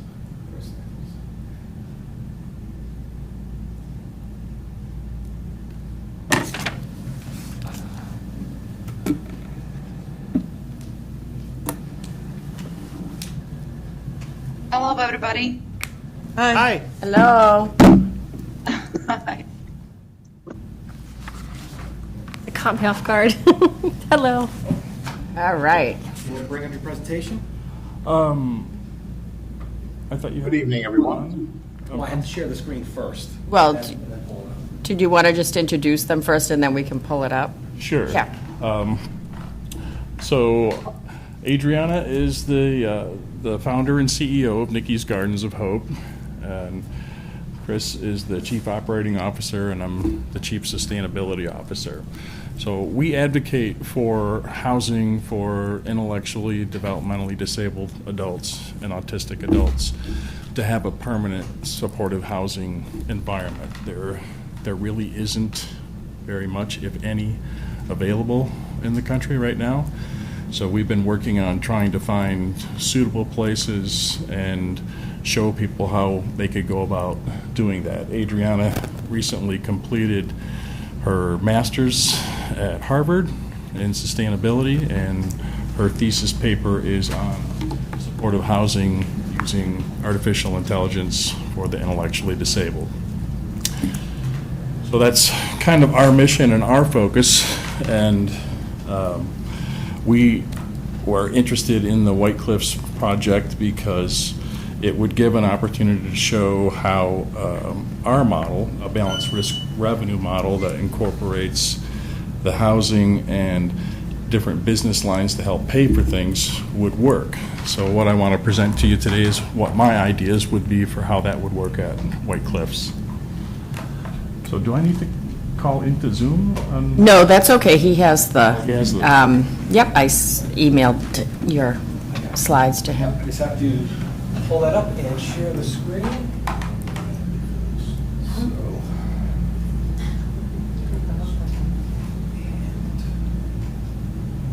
Go over to this one over here.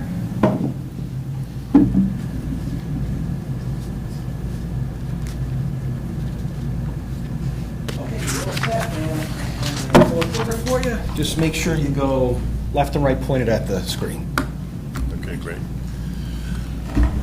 All right, so hopefully you've had a chance to review it and read through it. It's a little bit longer than I wanted it to be, but it's a pretty easy read to get through it. So the idea of the balanced risk revenue model is that you're not completely dependent on government money all the time.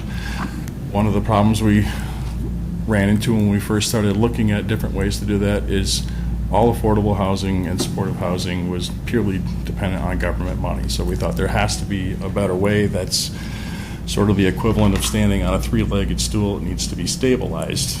So private revenue running businesses is the way to do that. Nikki's Gardens of Hope is a non-for-profit. So how do you do that with a non-for-profit and a for-profit? So there's a way that you can do it, that you can set up different nonprofits, and a nonprofit can own, a nonprofit can own a for-profit, but you can't do it vice versa. So there's specific ways that you have to do it.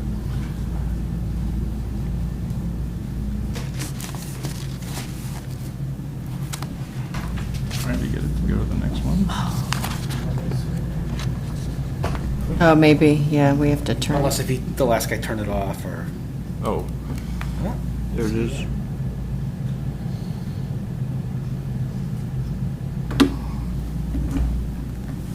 Oh, there you go.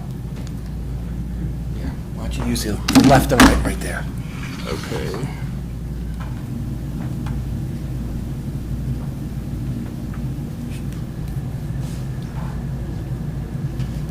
Okay, so this is, the first thing it does is it goes into a listing of, these are the entities that we would propose that would be at White Cliffs. So Nikki's Gardens of Hope is 501c3, develop and operate the supportive housing that we want.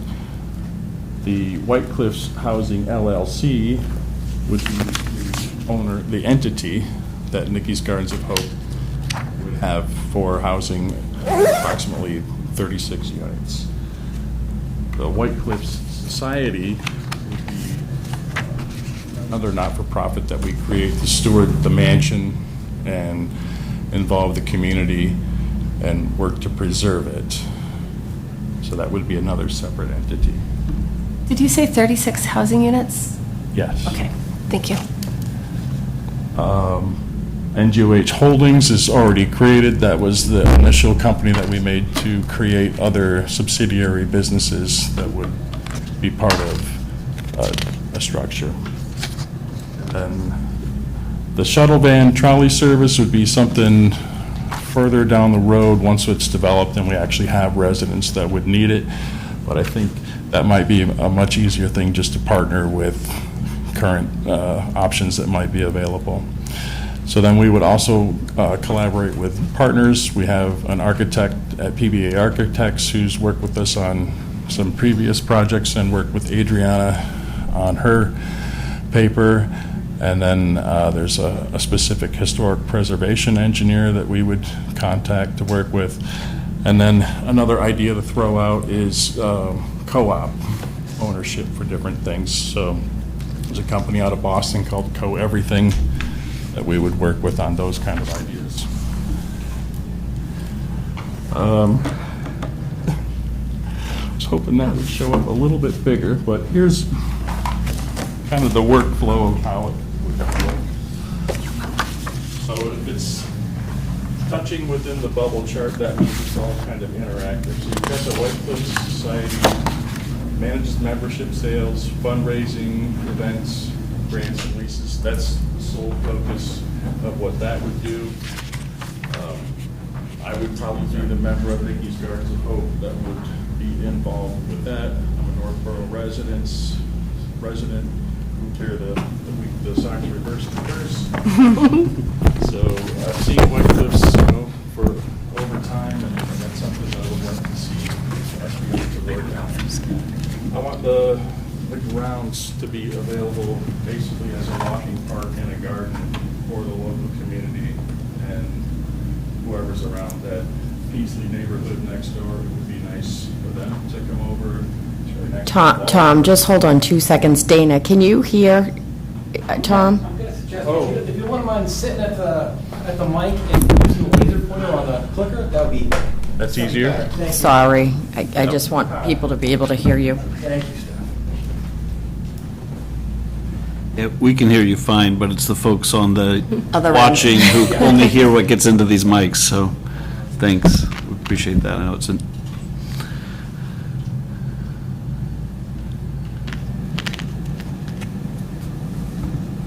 Which button is the laser?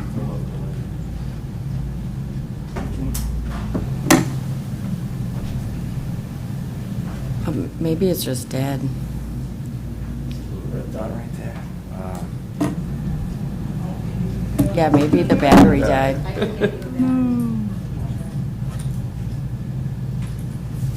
Oh, no, there it is. Oh, you got it. Something. Doesn't show up on the screen. That's so odd. Yeah, it's not really working on the screen. Works on the whiteboard, but not on... Okay. Is it going to work on the top one?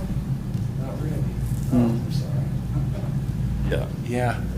Yeah. Must have something to do with the screen. Sorry about that. No worries, no worries. So, all right, so I'll try to go through that. So the blue section is basically all about the mansion and White Cliffs. Something that we can get started on right away would be the walking paths, gardens and grounds. I think we could, once we have an idea of what a rendering would look like and where we're okay to put everything on the property, that would be done. We can use community involvement, Eagle Scout projects. There's a lot of things that we can get going on right away for that. I do like the speakeasy idea, having toured the place myself. It's a fantastic place to put one like that. You've got plenty of parking space, and it doesn't, I think, touch the historic structure part of it. Some of the information I've gotten about the building and its historic structure, the additions have black mold. It also can't be considered part of the Historic National Register as long as the additions are in place the way they are, and the kitchen has to be completely removed or remodeled and put back to its original state. So my idea is the White Cliff Society gets the mansion on the Historical National Register as it was, and we would look to the Historical Society to partner with us on that and help us walk through that whole process. It won't be overnight. There are quite a bit of grants. I think there's over 100 different ones that I saw, but it's going to come in smaller bits and pieces. There isn't a $10 million grant that I saw for historic preservation, and we don't really understand what the climate's going to be from a federal perspective for historic money.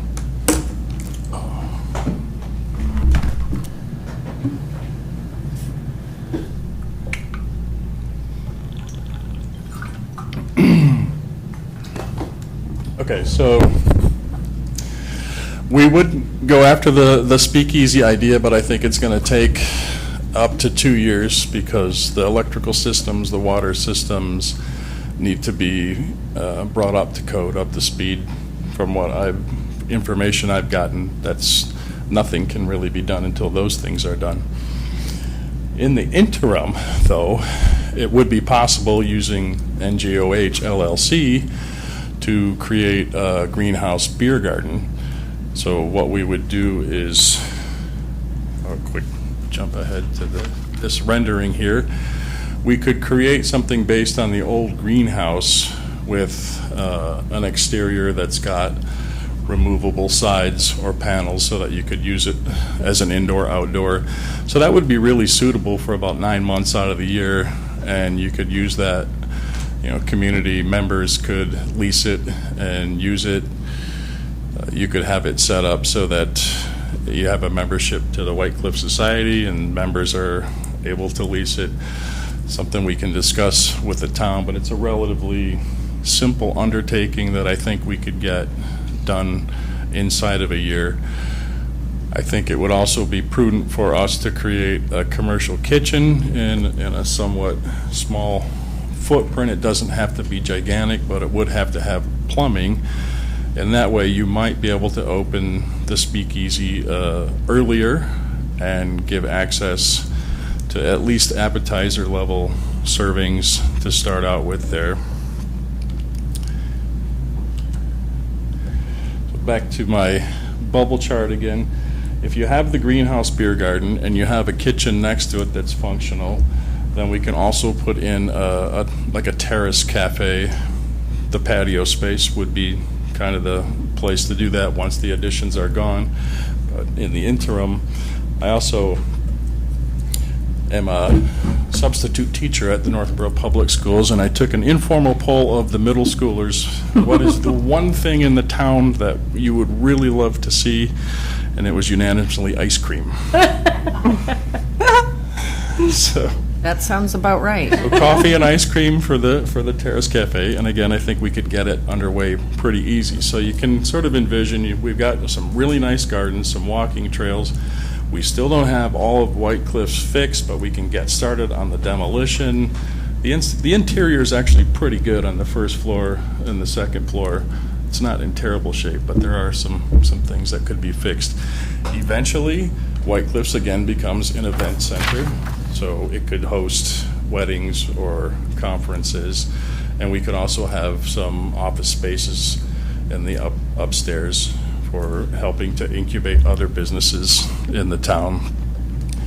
So you've kind of got the White Cliffs on the one side, and then NGOH could get some businesses started relatively quickly. The White Cliffs event booking would handle anything that would go on at the mansion, at the speakeasy, at the greenhouse beer garden, or if people want to rent the commercial kitchen on times when there aren't having events there.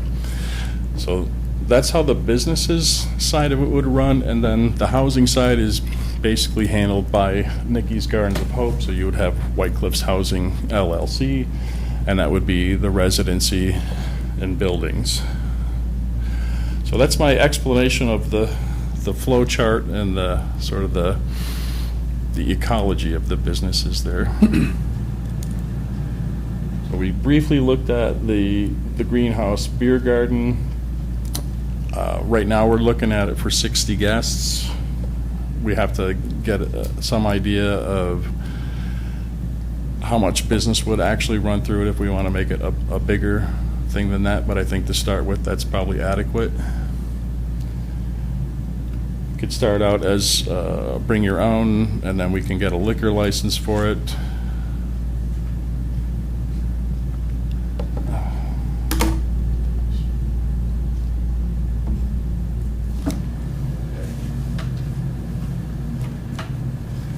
We do have an idea to potentially share the liquor license between the speakeasy, the beer garden, and possibly the cafe.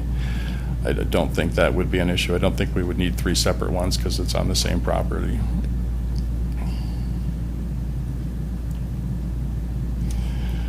So then I've got some estimated cost ranges for what it would cost us to do that, to get it up and running.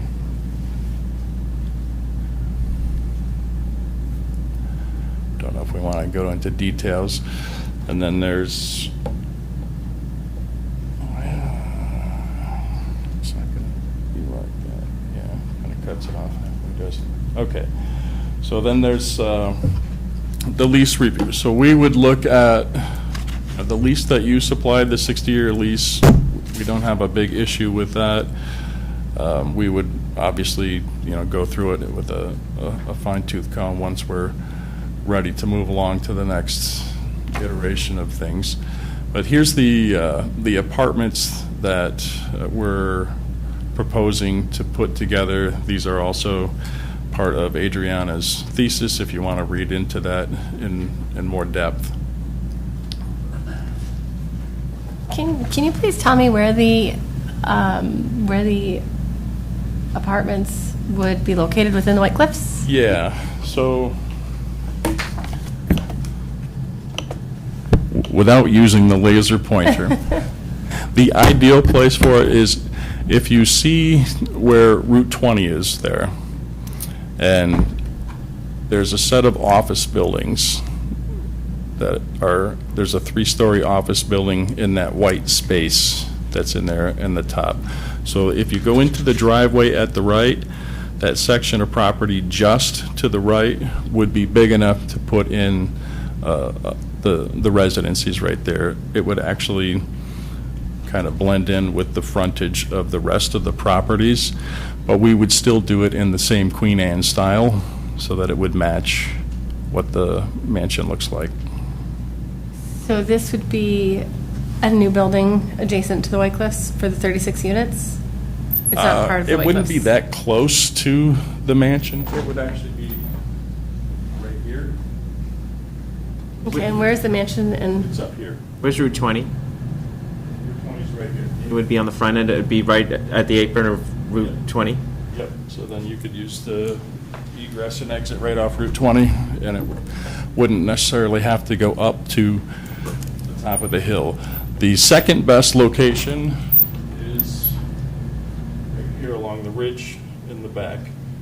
Then it would basically be invisible to the neighborhood behind it and very difficult to see from the front of the property. From a resident perspective, is there any concern with the proximity to Route 20 and any safety concerns, depending on, I don't know, the functioning level and? Yeah, it would probably have the back of the building here without any access to the street from there, possibly some fencing in between. But the access to that, you would put around here. And maybe if they would allow us to connect it to the parking lot that's already existing there, we could do that as well. Did that answer your question? Oh, yeah, thank you. Sorry. Yeah, so from walking it and touring it a couple of times, those are the two best spots to put something like that. And I think it's also important that it looks nice and it blends in with the property. Okay. And it would be mixed use. It would be market rate apartments and affordable housing apartments. So it wouldn't be all affordable housing. Sorry. No, thank you. I'm sure I'll forget some things.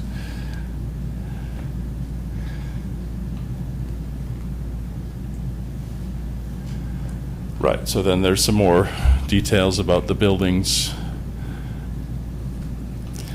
So one of the things with the intellectually disabled adults is most of them don't actually drive, so there wouldn't be that many vehicles that would be necessary. There's already quite a bit of parking on the space there.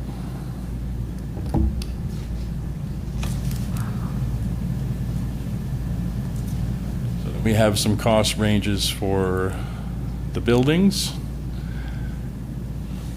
And the cost include, sorry to Yes, jump in please go again, ahead. but the cost includes all the environmental study, the construction contingencies, the loans. I mean, it's the cost in and in. And we have 3 different structures. The first one would be the general stick building. And then the second one would be modular housing, that it's faster, it's more environmental friendly and sustainable. It's also less costly, and we could also do AI implementation within the new construction. And then, of course, the third option would be the passive housing, which me coming from sustainable background and having passion for the sustainability and net zero housing, but it's the most cost pressured. So I think having the modular housing and AI would be the best options for that project itself. And the AI, to just answer a little bit of your question on the security side, in the way the AI would be set it up, it would be monitoring everything and every person within the housing unit. And we have to make sure, because people with disabilities or adults on the spectrum have the tendencies to wander around, and that is the always question and solution finding issues that we have with every local government agencies that we talk to. Because again, the security and safety, it's the most important thing for the people with disabilities. So having AI monitoring and having sensor and let the caregiver know that there's something, not right, it's another option that we actually build into the model as well. Okay. I have a really, really basic question. When you say AI, what are you talking about? So, the AI meaning everything would already exist. So, for example, Alexa or lights. A lot of people on a spectrum or with disabilities have an issue with the lighting, and there are existing already light bulbs that automatically lowers to the level of that person to make them calm. Because one of the issue, and I'm a mom of a boy who is 27 and who is severely disabled, and I spent all my life working on and working with parents like that. So AI meaning everything is automated.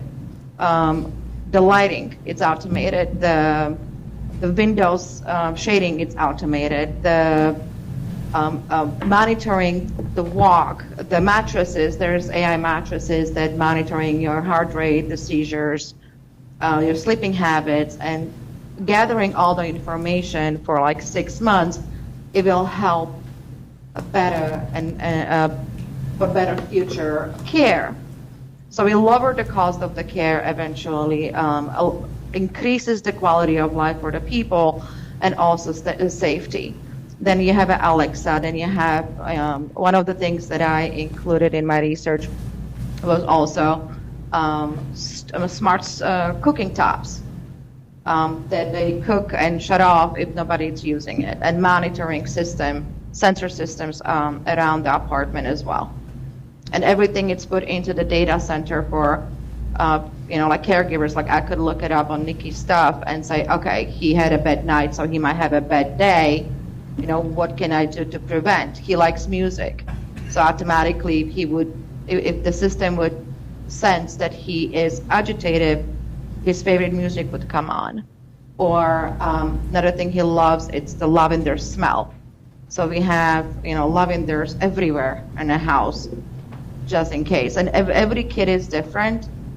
And also the same thing with lighting, with windows, shower, that is the HIPAA kind of issue that we need to work on. But there's a lot of current AI that could be utilized for apartments, smart homes. Wow, that's amazing. And so would the counselor or someone who's monitoring this, would they be on site, or can they be off? So depending on the level, also there's, we categorize it in a 3 level of people with disability. The level 1, it's highly functioning, people on the spectrum or Asperger's or any other disability. They can function, but they do need still have help with, a reminding of the medication they need to take, or booking any trips or any executive functions. Those people will have probably shared, one caregiver or as a social worker. The level 2 are the people who need a little bit more help. They have a problem with communicating. They could have emotional issues, and those people, those individuals, they will have 2 or 3 individuals will share, one person, and then it's somebody like Nikki, who needs care 24/7. But with the implementation of AI, you can have a one person for 2 people, because frankly, Nikki sleeps at night most of the nights if he doesn't have a bad night. So does a lot of kids. So the caregiver doesn't have to be there all the time, 24/7, which save cost to the health insurance or Medicare or Medicaid, but also the person can monitor everything through the phone if she's in the next apartment, changing the diaper or something. So it depends on the level of the disability. And Thank if, you. you know, again, I have everything written down to, just because I have OCD and try to read stuff, and giving the situation that there is increasing number of kids diagnosed with autism, and it's not going down, it's just increasing. There is no really housing for adults when they turn adults. And from my personal experience and you know, and the parents who I talk to, actually I sit on advisory board of autism group from Boston. A lot of parents, and no parent should ever think that, but sometimes you feel like it's better if they would go before you go, because you know they're in a better place. So when we started Nikki's Gardens of Hope 8 years ago, it was just advocating for better housing, or look if there's any housing. We found there's very few, and the ones that exist, the waiting lists are 15 years. So by the time, you know, you will have to put your child on the waiting list as soon as they are diagnosed there's something wrong. And on my view as a mom and as a human being, I think it's necessary to be looking in the better ways to provide housing, but incorporate the businesses that improves economic development, not only for adults with disabilities and the caregivers, but also locally. And one of the things that I would like to mention that, you know, we spent a lot of time in New York, and we met with Pat Ryan when he was administrator of Ulster County, and we actually were working on improving, creating economic model for the project in an old IBM building. Well, unfortunately, he decided to be a congressman, so that didn't go too far.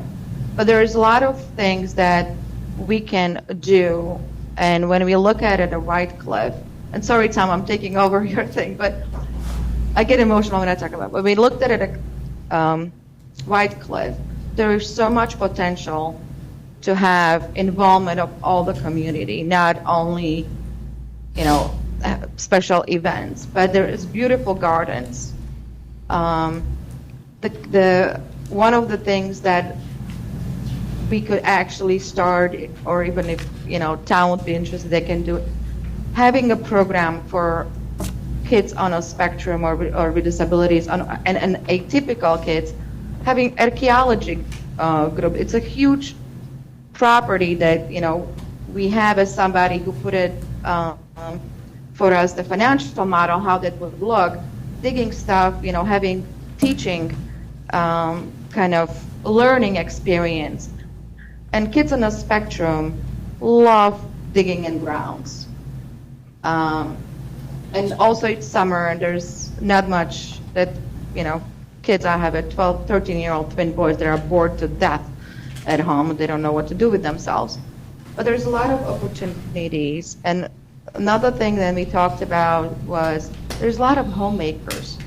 And the rules are, if you want to sell commercially or outside of your network, you need to have this in a certified commercial kitchen.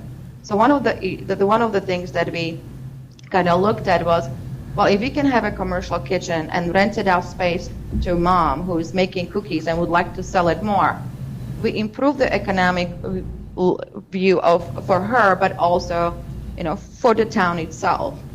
So anything that we can do to improve economically, not only for the town, for people with disabilities, but also for the families that live around. Thank you. Oh, did you have? Are we asking questions now, or? Oh, sorry, no, I just can talk about the project forever, so please stop me. I mean, I'm very passionate we about may as well. it, There's a and, you know. couple appendices at the back. She just went over the one with the big dig, so I jumped down to that. There's a pro forma here that shows it keeps cutting it off halfway in between, so it's difficult to see it. But so, Adrienne, I'm showing your pro forma for Appendix 1, and then Appendix 2 is the rent collection. see it. So those, is it the, okay, it cuts it off halfway on the screen. So if we want to go into those now, or you can just review them and we can talk about those numbers later. Yeah, we're going to review those at a later time. Okay. Yeah. So I mean, then, there's a lot of, sorry, go ahead, Tom. Give that a shot, too.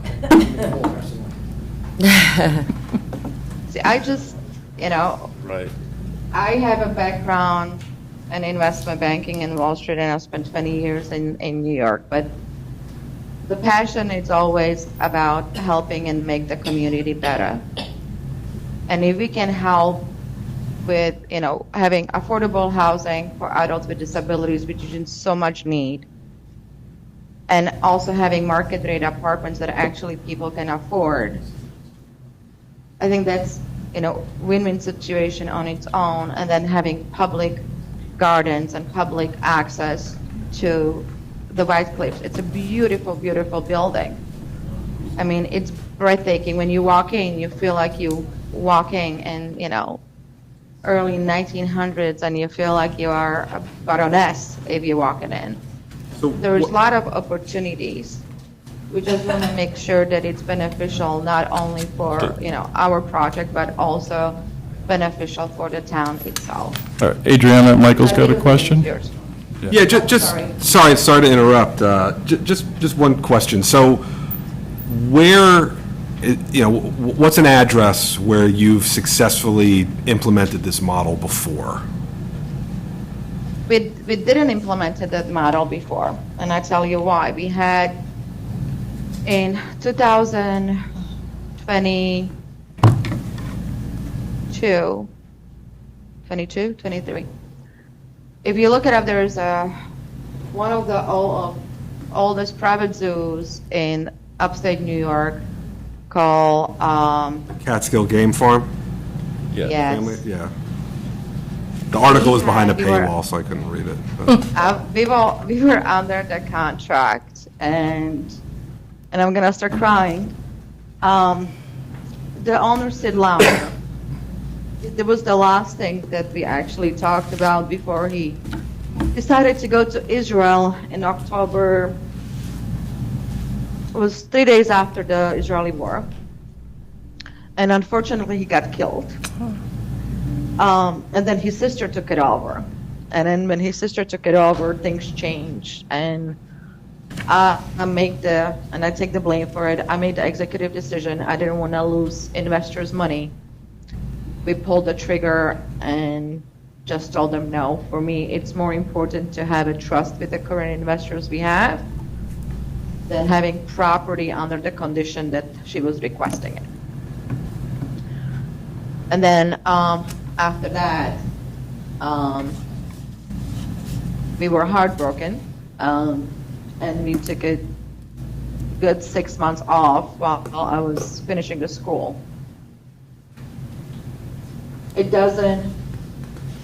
We have the list of investors, we have the donors. Well, I'm not going to lie to you, but we haven't done it. Yeah, I mean, to kind of piggyback on I've that. had it 39 years. Right. Well, I mean, looking at what is out there, right? So that, as a charity, you file IRS. There's that much. 990s. Sorry, I'm crying. Yeah, I mean, so just looking at what is publicly available, right? As a charity, you file IRS 990s, looking at Yes. revenues and expenses. The link on your website to the 990s is broken, so I couldn't get it to work. What I could Chris, find can you on look into Charity it? Navigator and on the IRS website are fairly, especially looking at a project where you're looking at $20 million for a building are fairly low amounts, right? Revenues. Yes. So what's the most amount of money you've ever raised in 1 year towards this goal in general?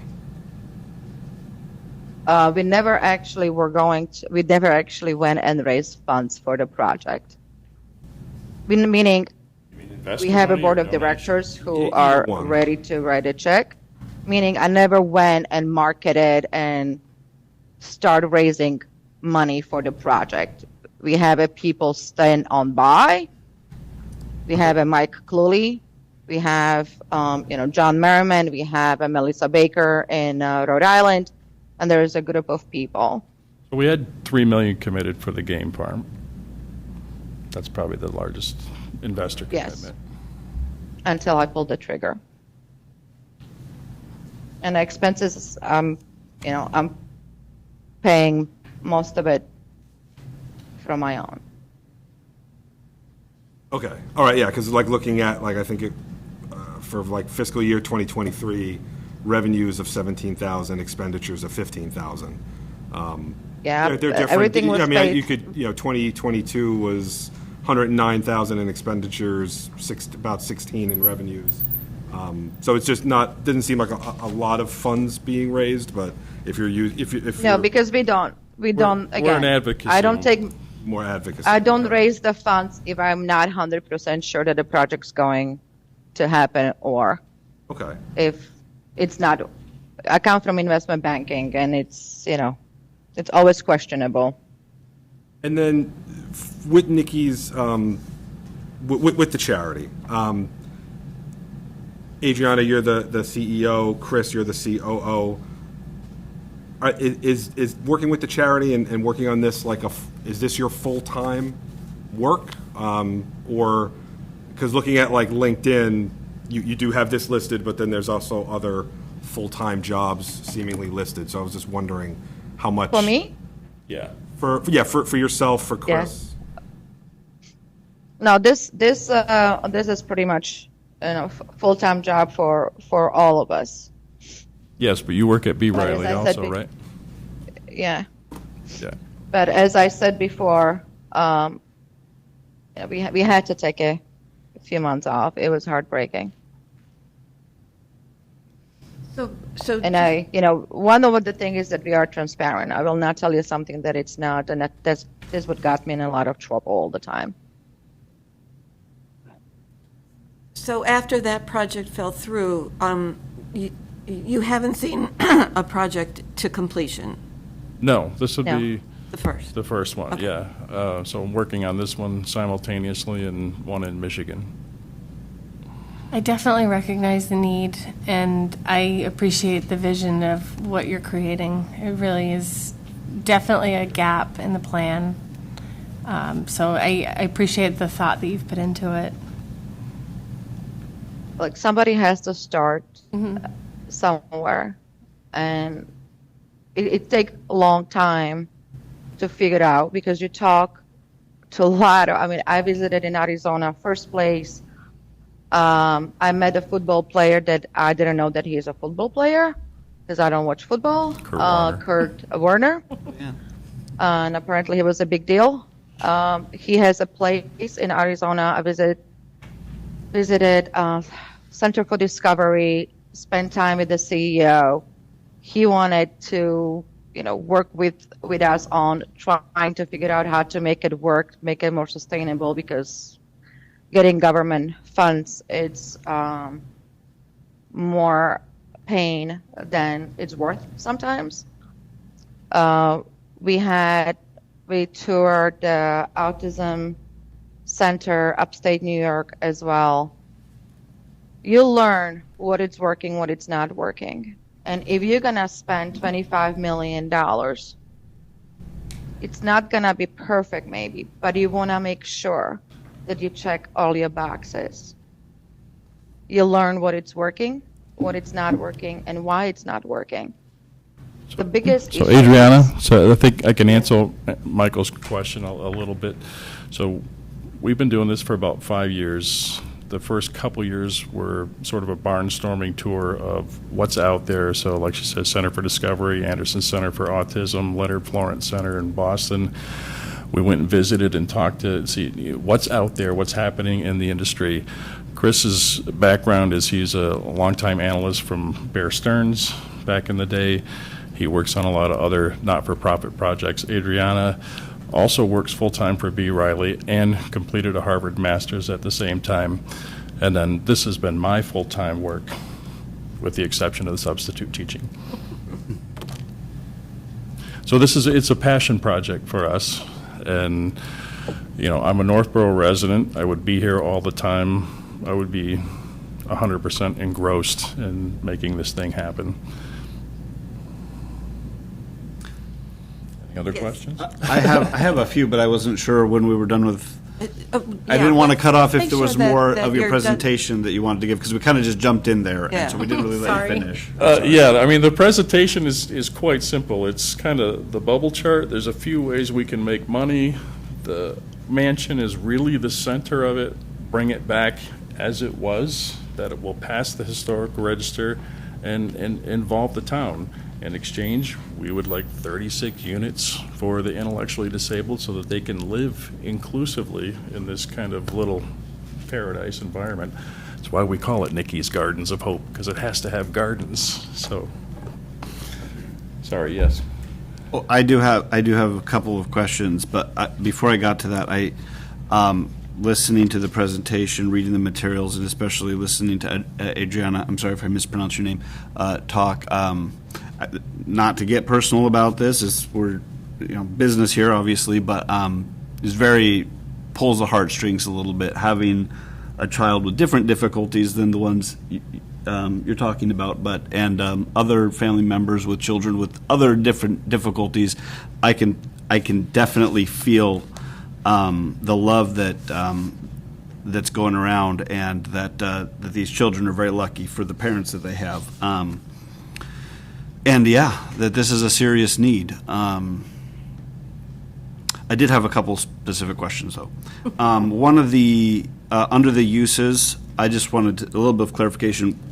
The pilot supportive housing residences, 1.9, what's the pilot part of that? I'm guessing that means not the full 36 residences? Or is it like what's the idea in terms of pilot? Was the idea, for example, build some of them, start using those as a revenue source to fund additional ones? Or do we, I'm just trying to get, it says pilot in there, and I'm trying to figure that out. So the reason I use the word pilot is because of Adriana's thesis about AI supportive housing. Hasn't been done yet, hasn't been proven yet. So, yes, it would have predictive analytics for sensors if somebody's going to wet the bed at 2 o'clock at night. It would also have robots, seems like a simple idea, seems like it makes sense. Nobody's actually done it yet, so therefore, pilot. Okay, got it. Okay, so that makes sense to me.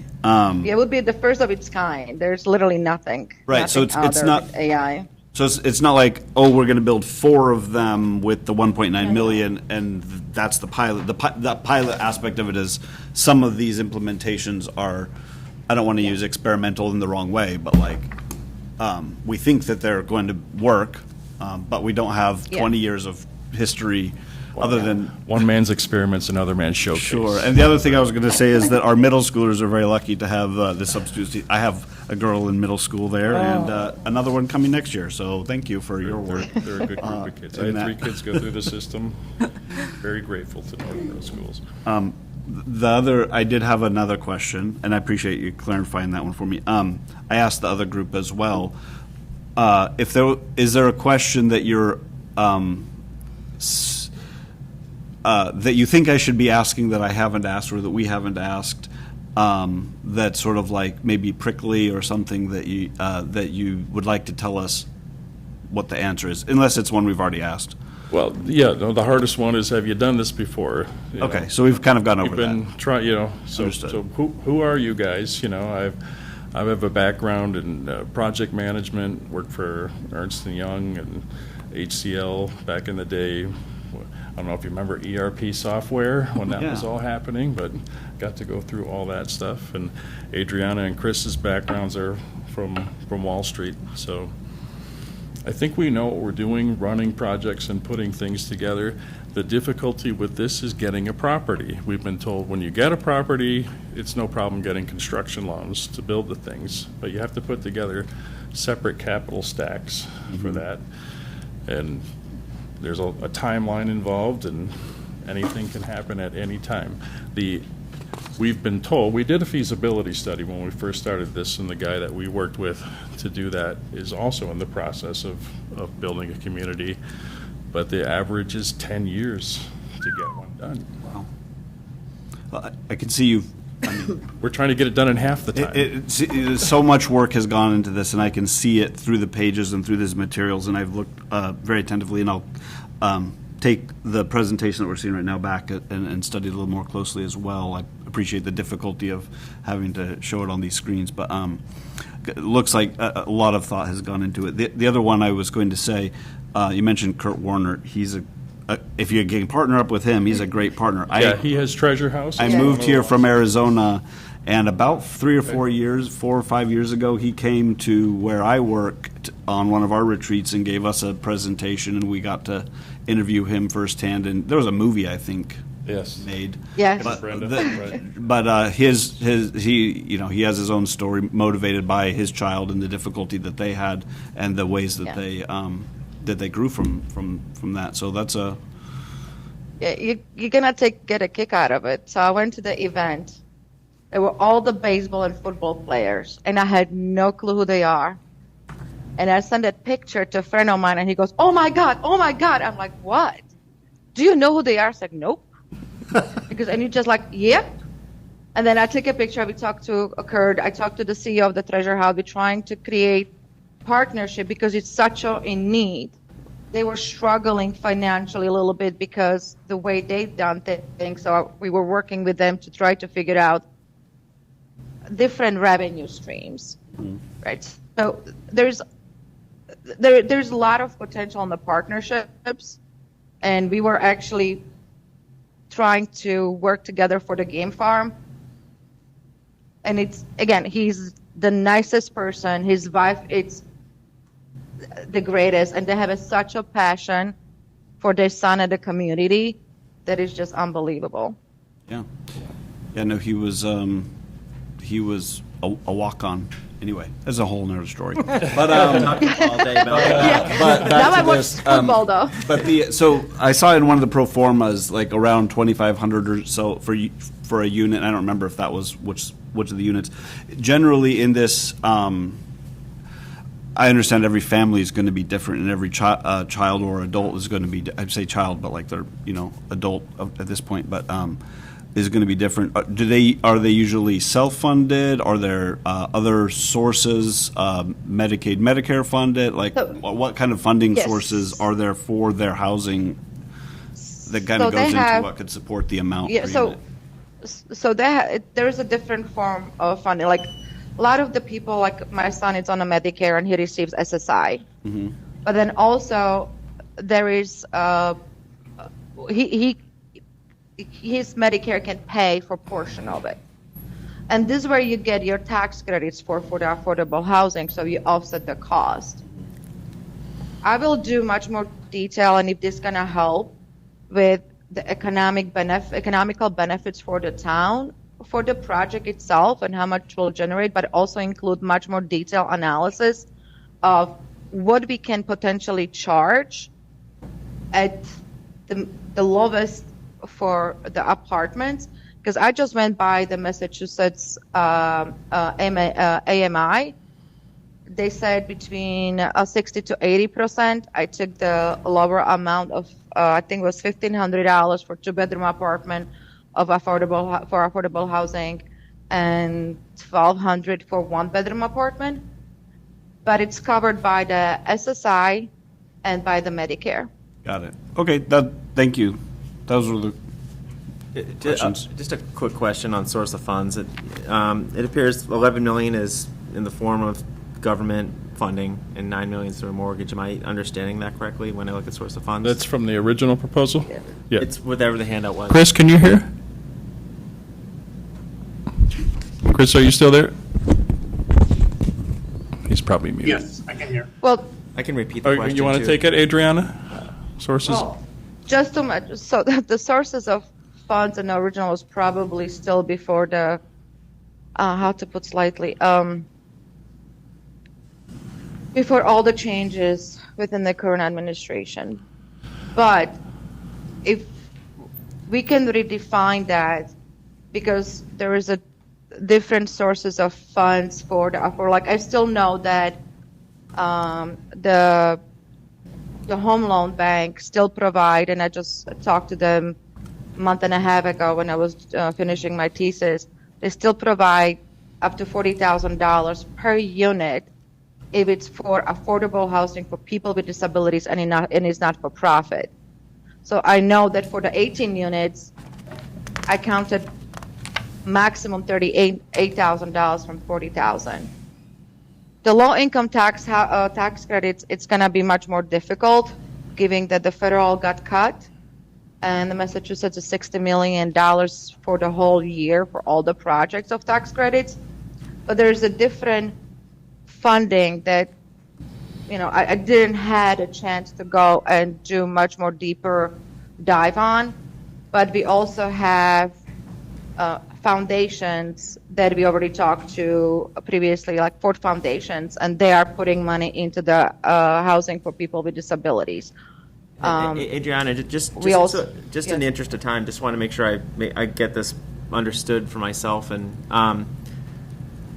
I haven't seen the detailed financial models. They were thrown up a moment ago, and I'm sure they have like ROIC, they've got the weighted average cost of capital, they have all these things that, from your investment background and your investors, they're going to really want to get comfortable with and understand. And I guess my real question for you is, like, it's hard to be dependent upon all these sources of funds and have a proposal that that is going to be able to get energy around it. Have you had any conversations with your investors to guarantee the sources of funds? And if there are other funding, that would be a mechanism for your investor to get paid and not for Northborough to take the risk. So a next step, if we have some agreement that this is interesting, we can go to the next level of granularity, see exactly what funds, what grants are available, and talk to investors about, we have the town's backing to do this. Are you interested in doing this? I think your proposal is not strong enough unless you do that first. Like, this is hard for me to understand. It's thorough, but I went to state school, UMass, and like this stuff for me is like, I have a hard time with the clarity of this, and I really love what you guys are doing. Like, I really love it. Like, I think it's amazing work. I think it could be an awesome thing. But as a steward of the town's money, just trying to understand, have you done everything you can do to de-risk this for Northborough? That's kind of the question I'm trying to get at. And I'd say be strong up front, because I don't think the tactic we're going to take is to try to say, gradually get you stronger. Be strong up front, and let's go from the point of strength and talk about the proposal. Yeah, I mean, that's good feedback. We can work on that, given the 3 or 4 weeks to respond with something, and understanding that Northborough hasn't been that open or embracing to anything with affordable housing before. This would be the first logical step. This is a lot of time and effort to put into it. Sure. But yeah, I'm not quite sure I understand what you mean by de-risk. How do you? Well, I mean, there's just like there's a lot of things here. This is my real question too. So with my source of funds, I'm seeing a lot of numbers that have federal and state, Department of Housing and Community Development, that are the source of funds. And so you've got $20 million you've got to raise, of which $9 million is through a permanent mortgage. So when I think of like the source of funds, like if you said, hey, we got this covered, and by the way, we're going to go after these great programs we think we can get that's going to be more advantageous for us, that would be a compelling angle. But from my interpretation, what I'm seeing just looks like it's dependent upon a bunch of state and federal funding. Are you talking about the historical preservation funding? I'm just looking at sources that get to $20 million on this page. That's not. Chris, do you want to answer that? That was your page. And I may be misunderstanding this page entirely, but this is I'm just trying to understand. So if it's going to help, I can dumb it down for you and send you something within a week. Is your It question takes also time to do Is any of this committed? Committed, and that's right, committed or backed. Like, if you don't get this, then do you have this? It's not uncommon to have back. So that want to see. I understand. No, Yep. I think you're asking, is the money still there? No. No? No. You're pretty sure it's still there? I have no idea. I'm just asking, like, that's not, in my mind, that's something the team would tackle and come up with a bunch of plans and say, hey, we're really confident we're going to raise money. We have the money. Here's how we're going to get the money. And by the way, we're also going to do this for these grants, but we're not dependent on getting those grants or not, because our investors are backing this, because we looked at these financial models, they're attractive returns, and there's something we're passionate about. So we think business meets the community in a way that we're going to have a profitable enterprise, and Northborough is going to be better because of it. That's what that's what I would like to see, if that's what is sort of not as clear to me when I see all of the federal and state funding that it's dependent upon. Yeah, sorry, I've been battling my mute to get it on and off at the right moment. But just to restate, what you would like is for us to show you what our level of confidence is in each of these funding sources and why we have that level of confidence. Do we have signed agreements? Have we had previous conversations? What is it that we can present to you so that you know what the risk is of those funds arriving? Is that more or less it? I think that's a version of it. I think it's to say, hey, Northborough, you're not at risk at any of this. We are, and we're going to go forward with the project. And if we don't go forward with the project, it's not dependent on these to go forward with the project. You come in that has investor backing, that has, and what I think is a less attractive proposal is to have a bunch of dependencies and things that we have to try and understand the probability of. And to your point, John, trying to remember back, the Metro West proposal for affordable housing at White Cliffs, how many units was that? 100 or 50 some? 50 some odd, 80? It was thought it was significantly higher. more than 36. It was double. You know, a not-for-profit who goes in and builds affordable housing. They had significant grant numbers, from what I remember, on the proposal, watching as an audience member in that meeting. But it just, how for them to, and they said to make it work, to make it make sense, it has to be this many units. How does it work with a lower amount if a group that's what they do and have a track record of it said, no, you got to have this many units to make it work. So that does give me pause. And then again, just the funding piece, you said you had $3 million pledged or promised for the Catskill Game Farm project that fell through. Significant amount of money, but that gets you halfway to the restoration, right? Which we know is 6 or more. Again, just looking at the records that are available, I've never seen anywhere near that amount of money raised by your charity. I have to, even though you have a noble cause, it gives me pause when the documentation I can go find what I can find, because not all of it is easily available, doesn't show anywhere near the amount of commas that this page has. And it's just, it gives you pause as far as, looking and considering the proposal, to be quite honest.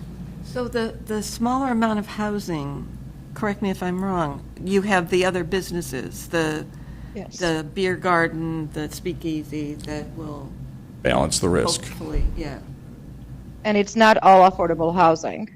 There's a market rate housing and affordable housing. Otherwise, would not be able to make it work. You need to diversify. I was just going to chime in. I just quickly looked it up. There's a community advocate article from March 2023 that said it was 52 units. Oh, okay. Not quite as many as. Do you have any experience in restaurants and that? I ran a chocolate store once upon a time, but nothing with a menu and seating. That's a whole different thing to have to do. I was the manager in a diner in New York. Okay. All right. Any other questions? No, thank you. I mean, to also offset those costs, that assumes you've restored the mansion at $6 million plus, and then lease it to people who want to come in and can make a profit on a small square footage individually. Again, I just have concerns about that setup. But Well, if you can get back to a us with fair more question. details, as everyone has said, it's an amazing goal, and really admirable. Yeah, if you want to give us a couple of weeks to go to the next level of granularity and show the cash flow with the pro forma, that's something I think we could. Why don't you talk to Stephanie? Absolutely, The next yeah, couple just- days. Okay. And just to be clear, I'm less. My number one concern, I'd like a profitable business in Northborough and see all that stuff is felt good about. But my real bigger concern is just the amount of money you need to do all the things you're going to do. And then, like, what is the downside to Northborough? Let's say you do these things in year 3, it doesn't work out. Well, we own the building, we own the stuff, we have something that's nicer than it was. That's the downside. That's the downside for you. Right. The upside for your organization is just a lot of runway, great purpose, great profitable business where you can expand your reach and do all these things that you want to do in your charter. But it's really the source. It's the source of funds and like making sure those are in a way that doesn't rely on like grants, but some investor that would actually back that in a way that took that away. And I know you've got investors and you've got a board of directors, so that's the real the real purpose of my conversations on the funding side. And it's a fair, it's a fair question, and it's a fair worry, and I would be worried too. So I understand that. We're gonna put something together, and I will, go back to our investors and Can I get ask it sorted out. one quick one in the same area? On the local CPA, on that same one, 663, is there something specific that was in mind for that, or how that number came up with, or I could be just ignorant to something we've talked about in the past about possible CPA funds for that property. Obviously, nothing's been approved, but was there something specific behind the 663 local CPA?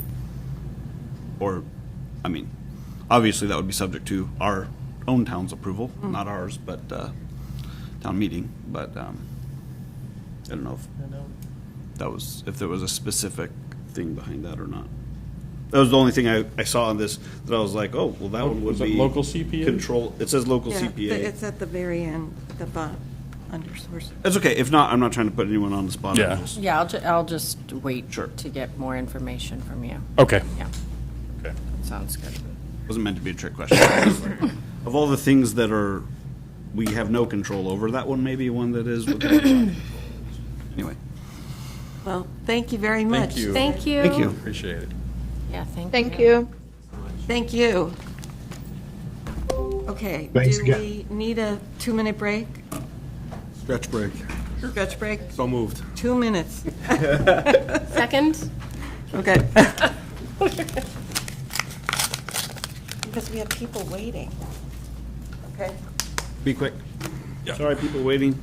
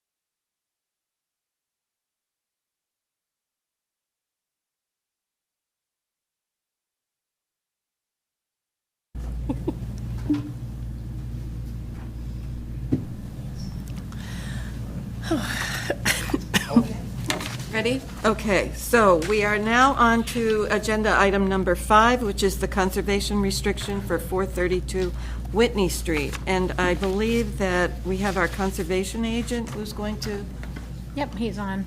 present this. Yes, I'm here. There's me. This is Vincent Vignali, the conservation agent. Okay. Hello. Hello, thank you for coming, and if you just want to explain what this all entails. Oh, okay, there's a property that was acquired through town meeting vote at 432 Whitney Street. As part of that, the property was being protected with a conservation restriction that was going to be held by the Department of Conservation and Recreation. And in exchange for them holding the conservation restriction, they're willing to pay the town $200,000. So the Conservation Commission has voted to support that action for the town to accept the $200,000 and sign on to this conservation restriction. And that's what's been put before you is the actual language of the conservation restriction. It's been reviewed by town council and the DCR's council as well. And I guess I'm available for any questions that you might have. So I'll start off. One of my questions is if part of the property or the property needs to be sold for any reason, you know, that we can't even think of now, who decides that? Is it DCR or the town? I think it would be a combination of the two. If they're holding a CR, a conservation restriction, it would be a mutual decision, but this property is going into an open space condition, so that's a Article 97 land. So to take it out of open space, once it's in open space, requires a 2/3 majority of the state legislature. So it's very unlikely that it's ever going to get taken out. There is a conservation restriction on most of the property. The property total area is about 24 acres, but 2 acres have been excluded from this conservation restriction as required in the town meeting vote to provide housing, potential future housing in the town. So there's a 2-acre parcel that's been set aside on the north, I think it's the northeast corner of the property, that is set aside for the housing aspect if it ever happens. It's not really in the near future because there are other projects that the housing group in town is working on, but it's set aside for that purpose. Yes, you provided a very good map and a lot of good information. Okay, I'll open it up to questions. And just, I was not a select board member at the time, so I just want to make sure. This is the property we purchased for $1.7 million. Correct. We're getting $200,000 for the, okay. Mm-hmm. And then the future decision, would that come before the select board if we were to, how's the housing aspect of this contemplated? Oh, and that what 2 acres that's set aside? Yeah, how does that, just more of a process thing for me, maybe? Well, would you know, Stephanie? Vinny. I'm not exactly sure of the housing aspects, but my assumption, since the select board is the owner of the property, that's what the town meeting to assign the owner to be the select board. Oftentimes, they can do either the select board or the conservation commission, but in this case, it was the select board. So any activity, anything that's proposed has to get approved by the select board on this. Oh, so And in this, it would also have to get concurrence if there's activity within the conservation restriction. If it's not specifically allowed, then the DCR would also have to have to approve whatever action is being considered. So approving this will have no impact or effect on the portion that the town would keep. This is just, we're not making it, just making one decision here. Correct, right. That 2 acres that are set aside for housing is totally excluded from this conservation restriction. And I think the land was purchased with the conservation restriction as one of the required? Through CPA. I'm looking at Article 40 of 2024 Yeah. right now. Thank you. Check. I haven't gone through it. Can I ask another question while we're waiting? Is that okay? Yeah. So just a quick one. When I was looking at the prohibited uses, who enforces them? Like if somebody is doing dumping or if they're clearing land without permission, is it the Northborough Police that will take action, or who, according to the conservation restriction, is required to follow up with that? It's usually a joint effort. Typically, there's an annual inspection that is done. There's a baseline inspection when it's first acquired, which will be done, I assume, in the next couple of months so that we know what's out there. And there's a plan already in place with the Northborough Trails Committee, who are really active. They're doing a great job in town, and they're ready to get a trail cut through that area and do a bunch of cleanup because there's some barbed wire out there and a lot of old pallets that need to be brought up to the front, and they're working in close with the DPW, who's been great with their assistance. They're willing to take that trash, the waste material, and dispose of it properly. So everybody's hands are ready to go. Yep. We're just waiting for the CR to get signed. Awesome. I did hear from Brian Belfer, who is the Trails chair, and he did mention that he had no questions about the conservation restriction, and he was in full support of it. So that's good. And I appreciate all the work that they have already done to start the cleanup there. Will we be able to see the reports from how those annual reports that are being done to make sure that everything is in? Absolutely. Okay. Those are public documents. So I just have to remember to send them off to the select board, and I should be able to do that. I do not want to make extra work for you, but if it's something that's like either posted through the Conservation Committee or the Trails Committee or one of those other places that I can go to find it, would be great. Okay. It'll probably be posted on the Trails Committee website. Okay, perfect. That's my only question. Okay. Any other questions or comments? Go ahead. Oh, yeah, no, just one follow-up. So, I mean, because of how the property was acquired, if we as a board were not to put the restriction on it, we would just be basically not passing go and not getting $200,000, right? Because it was the way it was purchased, you're still limited in what you can do with it. So it's more of something we necessarily have to do, but kind of have to do, right? We don't get the $200,000 if we don't. But do this. With these properties, there's always an entity like DCR that hold the restriction. It's usually, my understanding is it's usually not the town. John, do you, I hate to put you on the spot, but Yeah. please. Just curious, like, what if we drop it and break it? What happens? You know what I mean? Hi, Vinny. This is John Campbell. John Campbell, 29 Spruce Hill Drive, and I serve on the Community Preservation Committee as well as the Open Space Committee. So, point of clarification. The town meeting action in 2024 that purchased the land through CPA means that a conservation restriction is required. If the board does not want to sign it, and therefore the town does not want it, we need an action to return the land and rescind the purchase. So it's a difficult mechanism. It's not unlike the White Cliff situation where we own the property with a historic preservation restriction as a requirement, but it has not yet been fulfilled. And to get out from under the property without that restriction, you have to reverse the town meeting vote. So in this case, it's a lot simpler. We have purchased parcels of land using CPA funds in multiple other places in town. In each case, a conservation restriction was written and arrived at. The language is a lot of legalese, but it also includes specific allowances and restrictions. For the most part, you're not allowing any construction or building. You're not allowing any degradation, but you are allowing passive recreation, trails, and things of the like. And this agreement, I've read through it, it calls it out pretty specifically. So what you're really being asked to do tonight is to agree to sign the restriction. Should you have any questions on its text and body, those could be debated. The $200,000 is really more of a grant back from the DCR that will replenish the conservation fund. It's unusual that we get paid to have a conservation restriction. The opposite is usually true. We would have to find an agency to hold the restriction because the town can't do it. And in that case, there's typically a fee involved. In some cases, it's waived by an organization, a land trust, SVT, for instance, who have often agreed to waive it in return for our, being willing to conserve land and contributing to open space conservation.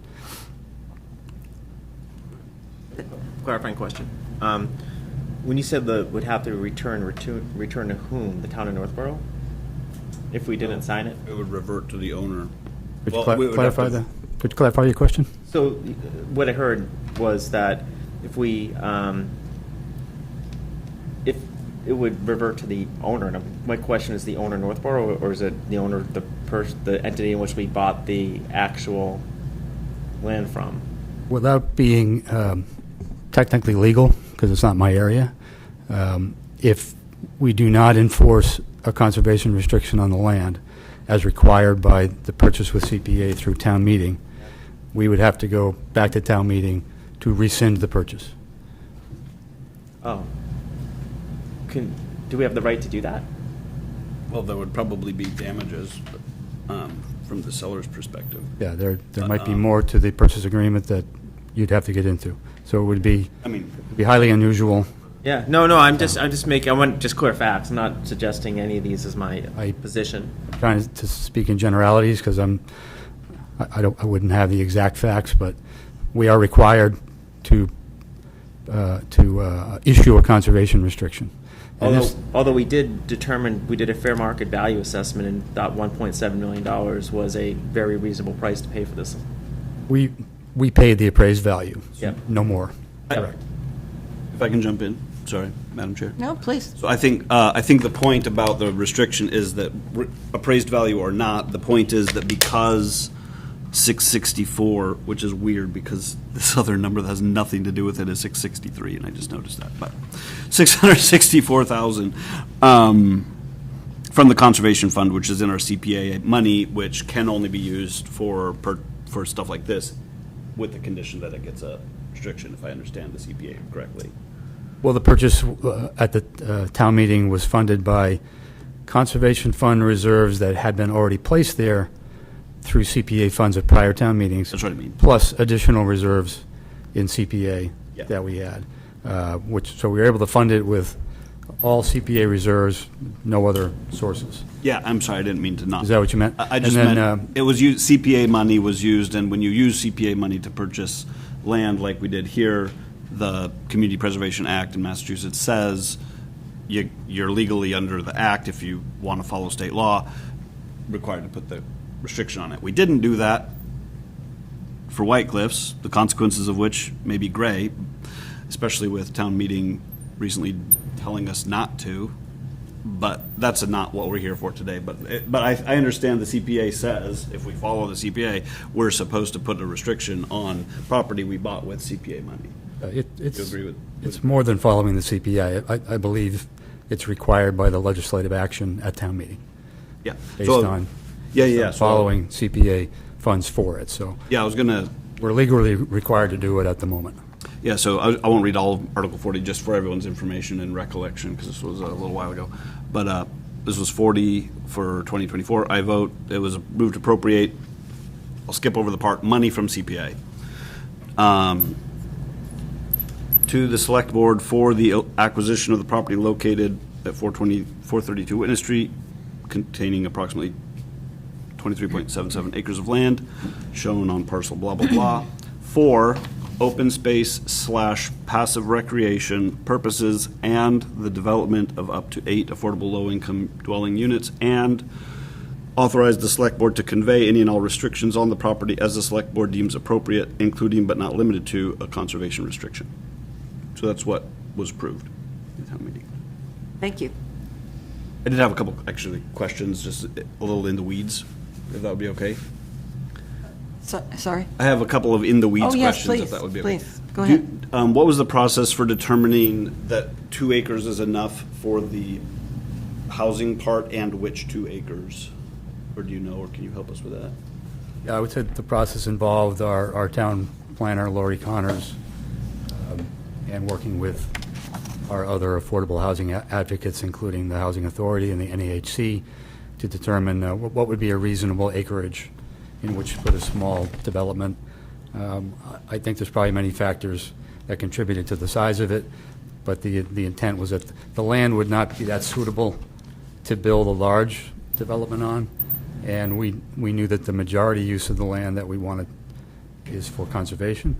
I saw the map. I don't have it in my head exactly where it's located, but it is toward the street frontage. Right. That's Yeah, it looks like it's on the street For sure. side. Correct. Because the more of the open space value There is a map. Map in the back. Jacob, Further in. he's all upside down. Sideways on the screen. Right. It's the northeast side of the property. Fair enough. All I know is it's near Whitney Street. Excuse me, Chair. Vinny has his hand up. Oh. Do you want me to? Thank you. Thinking maybe he has something Yes. to add. Yeah, just to let you know that you're correct. The property, the exclusion from the CR is the northeast corner right up along Whitney Street, sized at 2 acres. There's a zoning minimum area requirement, as well as back then we had Fred Litchfield as a town engineer, and he's done a lot of housing and septic design in his years. And we estimated a location where the septic system would be outside the jurisdiction of the conservation, or outside the prohibitions of the conservation restriction land, as well as enough space for 8 housing units and associated parking. So it was somewhat preliminarily engineered to give enough room plus a little. Thank you for that. And thank you for whoever did that. I'm glad that that was thought of. And it couldn't be bigger than 4 to 8 units because we approved it only for 4 to 8 units. So it's not like it could be, I don't think it could be bigger than 4 to 8 units. And I don't know, 2 acres seems reasonable to me. I just wanted to know what was the process. So thank you, Vin, for that. Because I do think it's important that be considered and that we don't just let this magically turn into all open space. Some of you may recall I made a motion that failed at town meeting to amend this to remove the housing portion because my belief was, and I could have been wrong, about a third of the town wanted it for affordable housing, about a third of the town wanted it for open space, and about a third of the town didn't want it, but there wasn't 2/3 of the town that wanted it for the same thing. That's just my guess. I could be totally wrong about that. But it was, my amendment was denied, so in my opinion, it needs to be preserved for both purposes. But I think the 2 acres probably does that. And actually, That is the intention with the CR and the exclusion, and the DCR reviewed it as well, and they're in support of the exclusion as well as the language in the CR. And technically, our job tonight is not the 2 acres that's devoted to housing. It's the rest of it. Right. Okay. Can I ask one more? Sorry. Yes.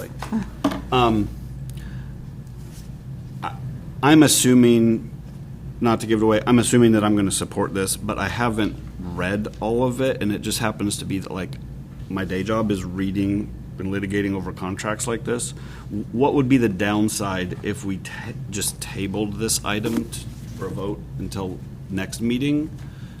I assume I'm not going to have any issues, but, like, I actually haven't had the time to do the same kind of review that I normally would. Was this reviewed by council, town council? Yes. But it is a very lengthy document. It took me 2 days to read it, and so I think all I just wanted to remind you if anybody had a question. Can we vote on it at our next meeting? That's your question. I just want to know, is Any there, like, sense? what clocks are we up against? I want to get it done. My opinion is I think it needs to get done. I think Vin should answer have an that answer regarding first? timing. Is the June 30th date on this? Go ahead, Vinny. It Yes, has to be done by there's, June 30th. the fiscal year for the DCR ends on June 30th, and the money is in the fiscal 25 budget, so we. Okay. So I'd like to make a motion. Right, we want to get the money, right? The money's not guaranteed if it lapses, Right. so we want the Right. 200,000. There will be no money if it's after June 30th. It may have to go through the whole process again, which was a few months. So I move the board. So I'll go ahead and I move the board vote to approve and execute the conservation restriction for 432 Whitney Street as presented. Second? Any other discussion? So let's ask this question to help Jacob feel better. Was there anything, Vinnie, in your experience with this that jumped out at you that might cause a problem in the DCR agreement? No, actually, it's been rewritten 3 times. There were changes made to allow for the paths and for the trailhead parking, and DCR was cooperative, and we got all those changes that we requested, as well as the legalese stuff that town council requested were all incorporated into this final document. So I think it's a good document, and it's a good thing for the town to endorse. And would you say it's pretty standard? It is very standard. Okay. That was part of the problem. There were standard wording that we needed to get a little bit of leeway because we needed to construct a trailhead parking area on the property. But it worked itself out. Okay. All right, we have a motion on the table and a second. Motion by Mike, seconded by Laura. Yeah, I've as we've been here, I've looked at it as much as I could, and yeah, to Vinnie's point, sometimes standard agreements are problematic. Oh. And I'm glad that several drafts have been done of this, and you guys have worked out and ironed some details. I'll be. Thank you. I'm sorry that we didn't have more time. I appreciate, the extra eyes. I just don't want to lose money. Yeah. All right, so the motion is to approve and execute the conservation restriction. All in favor? Passes unanimously. Thank you very much. Thank you. Thank you very much. Thank you. Thanks, Vinnie. All right. Have a good night. You too. Thank you. Thank you. Okay, now we move on to DCAM. All right. Number 6 is discussion of DCAM surplus land, 0 Lyman Street, Northborough. And we have a guest appearance tonight by Amy Paretsky, who's going to give us a quick summary of what this actually all is. So, welcome, Amy. Hi, Amy. Hi, can you hear me? Yes. Very well. Okay, thanks.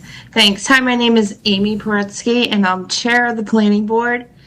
The planning director, Lori Connors, is on vacation this week, so I'm here to speak to this agenda item. Starting from the beginning, and I'll be quick, the largest housing bill in Massachusetts history, the Affordable Homes Act, was passed in August 2024. It authorized $5.16 billion in spending and 50 housing initiatives. The accessory dwelling initiative that was discussed and passed at town meeting this year was one of the housing initiatives.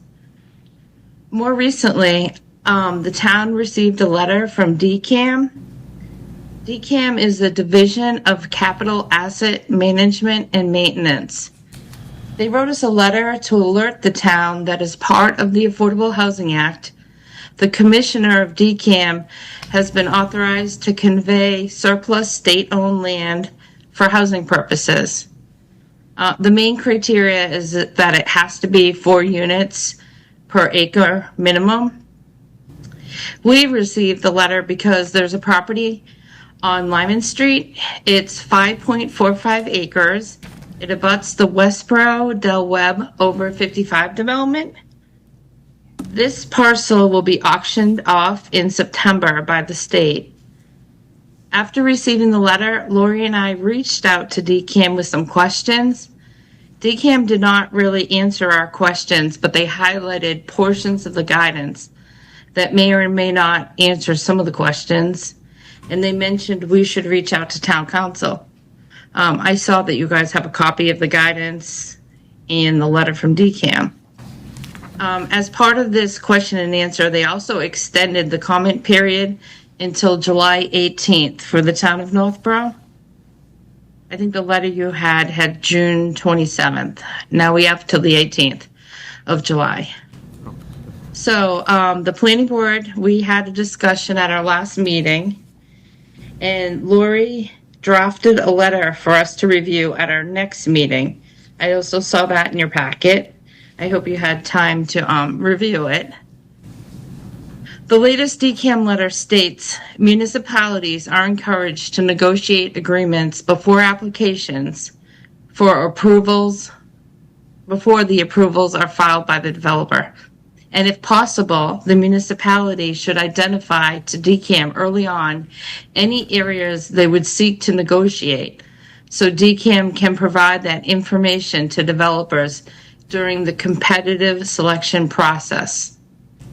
The letter also states DCAM will consider in good faith any comments provided during public comment period, including any comments that seek to inform a potential negotiation with the developer who is ultimately selected by DCAM. So the Northborough Planning Board questions, one question we had is, will affordable housing requirements be upheld? We're getting mixed signals on whether or not the developer will have to supply affordable housing, even though this came out of the Affordable Housing Act. So that's one of the questions that the planning board wanted to put into the letter. And I wanted to see if the select board has any comments, questions that they wanted to also add to a letter. You could either write your own letter to the state, or you could either read the planning board letter and then back the planning board's letter.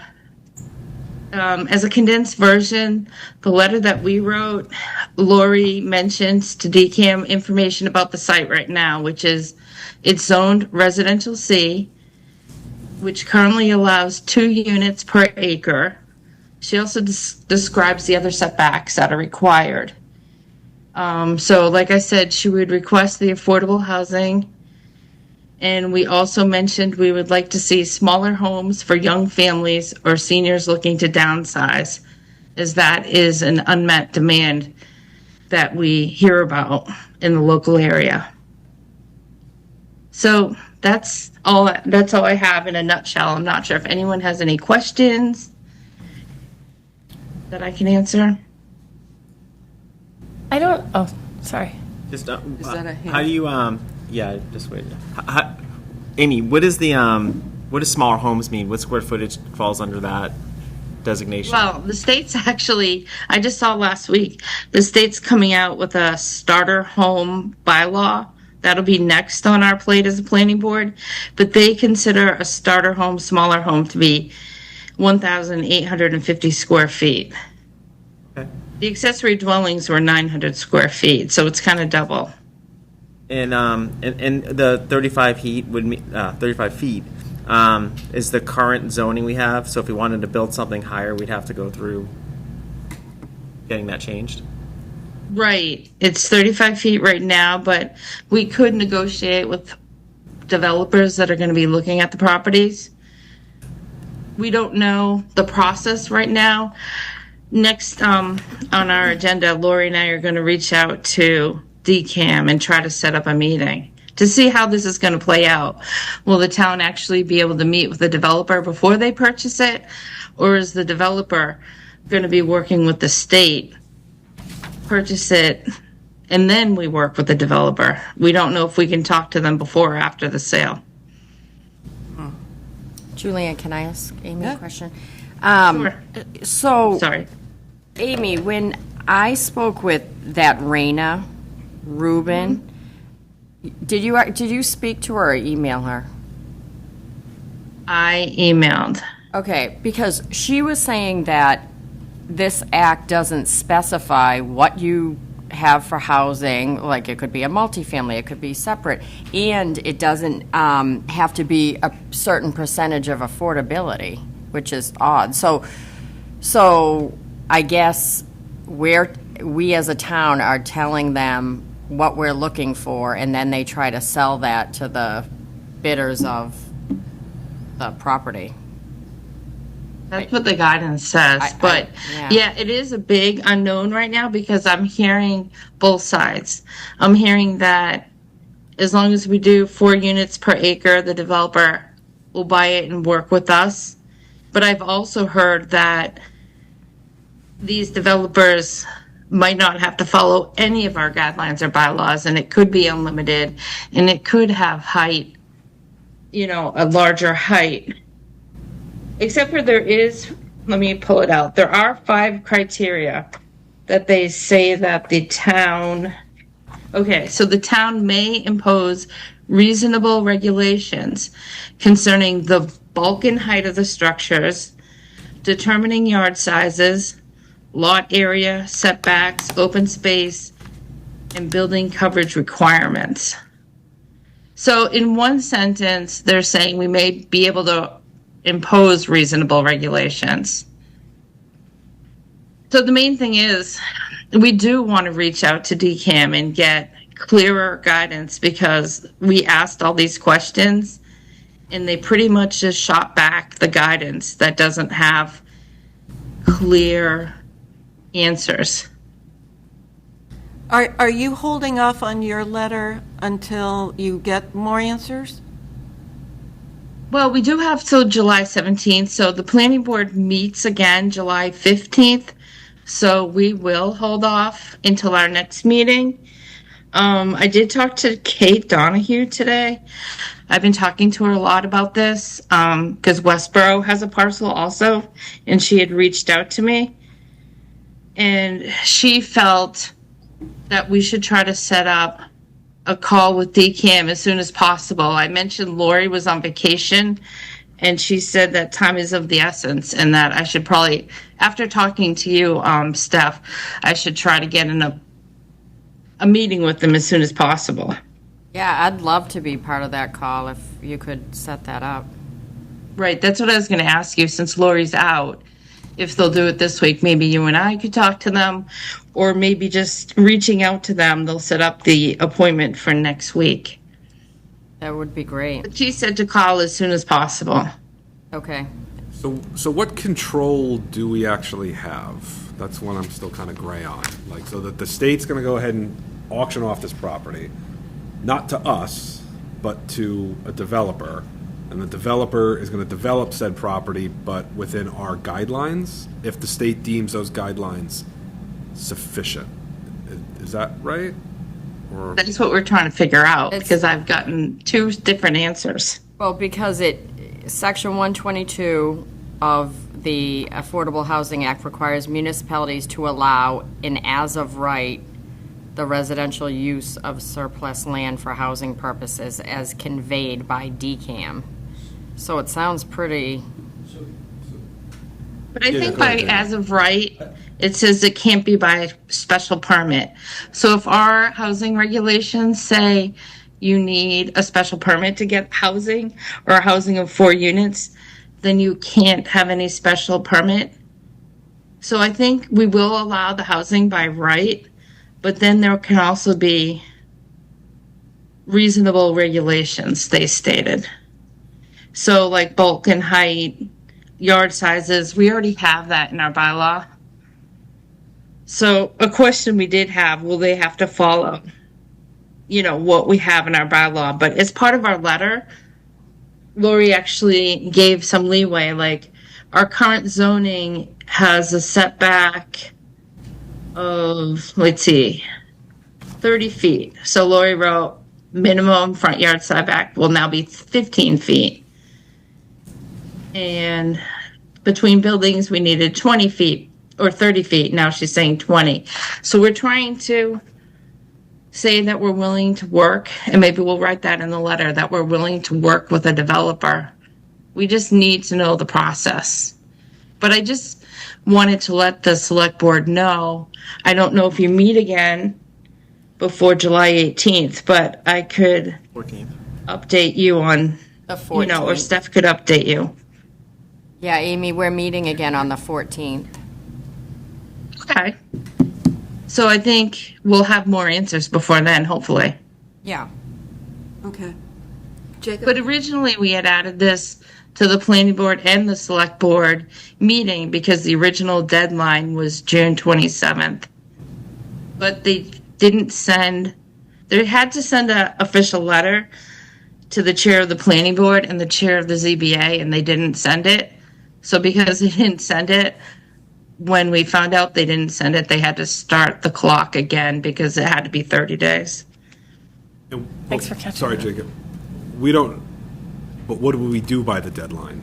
Like, I'm still, Respond Public back. comment. By the deadline, we could write comments. We could write a letter, whether or not it means anything to the state. Yeah. It's part of their process that they have to have comments for 30 days.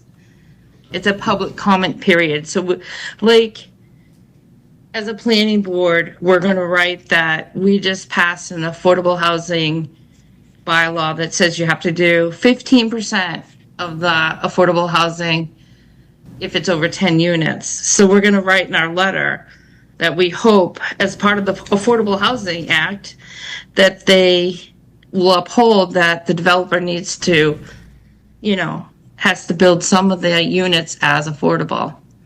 We're giving them our input of what we want to see there so they can put it forward. It might go by RFP versus auction. So then they'll make a list that the town of Northborough is looking for a developer who wants to do A, B, and C. But the state said that they will, they'll consider the comments. Whether or not they use them, we don't know. and will those comments come through our board for like a final approval or sign off, or? Well, that's what Amy's saying. We could either in Board gets to- conjunction, yeah. Right? Each board, zoning, planning, us, will get to either write our own letter or a collective letter. Yeah. Jacob, did you have a question? I have several, but go ahead with what your train of thought was. Are you all okay, Mike? Yeah, I guess so. You I'm sure? good. Yeah, go ahead, Jacob, sorry. It's not, it's still a little confusing, I think. Okay, Jacob. Yeah, no, thank you, Amy, and thank you to the planning board. I know you guys did a lot of work in jumping into this, and I know, given the time crunch you guys were in, the draft letter looks mostly okay to me. I would, maybe process-wise, since we'll have another meeting before the submission deadline, process-wise, maybe it does make sense for the planning board with whatever comments we want to give them now, does the letter, and then we vote to ratify it at our next thing so they can add our signatures to it too. I don't know. But I do have a couple comments on just the general concept. Oh, okay. But I don't, otherwise, either that or we've got to do our own letter, which I'm not a big fan. No, I agree. I'd rather something on behalf of the Work's board. already been done here. Let's utilize. Thank you work for that's the already letter. been done. And then zoning board, who knows what they'll do, but theoretically they could write their own letter too. Now, so I don't want to get on my high horse again here, but the MBTA law that we just implemented a bylaw for, the auditor's office of the state of Massachusetts decided that it was an unfunded mandate because it required, as of right, 15 units per acre residential without providing funding to the towns. That was in February and March of this year that the auditor decided several cases against some of the towns that were pushing back. We weren't one of those towns, we just adopted the bylaw. There's been a recent Superior Court case in June that said, I don't care what the auditor said, I'm saying it's not an unfunded mandate, as to the cities that were before that court. Point is, of me bringing it up, is it's certainly a valid argument to make that maybe these laws can't be enforced against us or shouldn't be enforced against us, because essentially they're saying, take area in your land that would have only been allowed to have this many houses on it, and I, the emperor state, am demanding that you put more houses on it, but I'm not going to pay you for it. And so that's the trouble I have. So this piece of property, which is 4.54 acres, under our zoning, residential C, the most creative use you could do, if someone were creative and could subdivide the plot into conforming lots with the right street frontage and everything, you can build a duplex with at least 30,000 square feet in RC. So you could divide this into potentially 7 lots with duplexes. I don't think you could actually do that logistically with the way it's shaped, but maybe 6 duplexes could be put there under our existing bylaw with no changes. You could theoretically imagine a scenario where 6 duplexes could be put there by a creative developer. And the state's saying, you need to allow 21 there, because I said so. Now, every resident in this town who owns property is under our zoning bylaws. And I, on residential so-and-so land, can't just wake up one day and be like, you know what, I know it's only allowed to build one house on my property, but I'd like to build two. So I'm just going to do it. None of us can do that. And I don't think it's okay for us to have the state tell us, well, you have zoning laws, you supposedly have town rule, home rule, but I'm telling you that you have to do things that are going to cost you more in services, more in road maintenances, more in schools, more in police, more in fire. I'm not going to pay you for any of that, but because I, the governor, and I, the General Assembly, want to go to the state of Massachusetts and say, oh, look, I passed and increased the housing stock of our Commonwealth by so many houses because I waved my magic pen that forced the towns against their will to take a 14-unit lot into a 21-unit lot.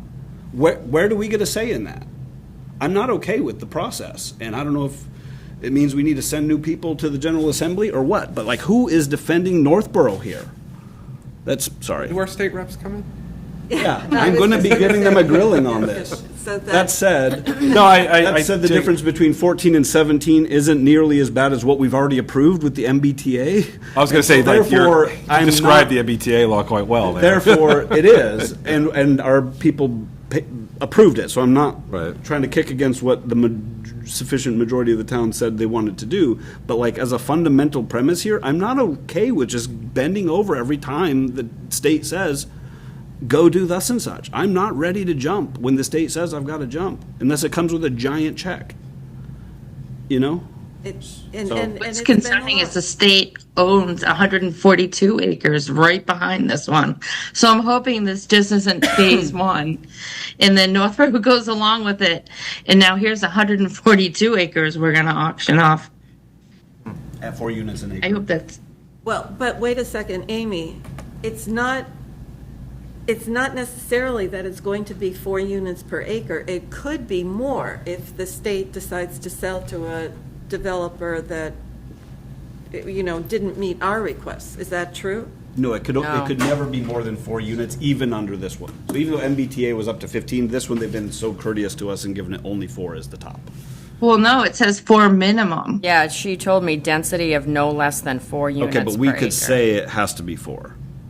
I don't know. I asked Kate Donahue, and she wasn't 100%, which is why she said you should reach out to them. She thinks it can be unlimited.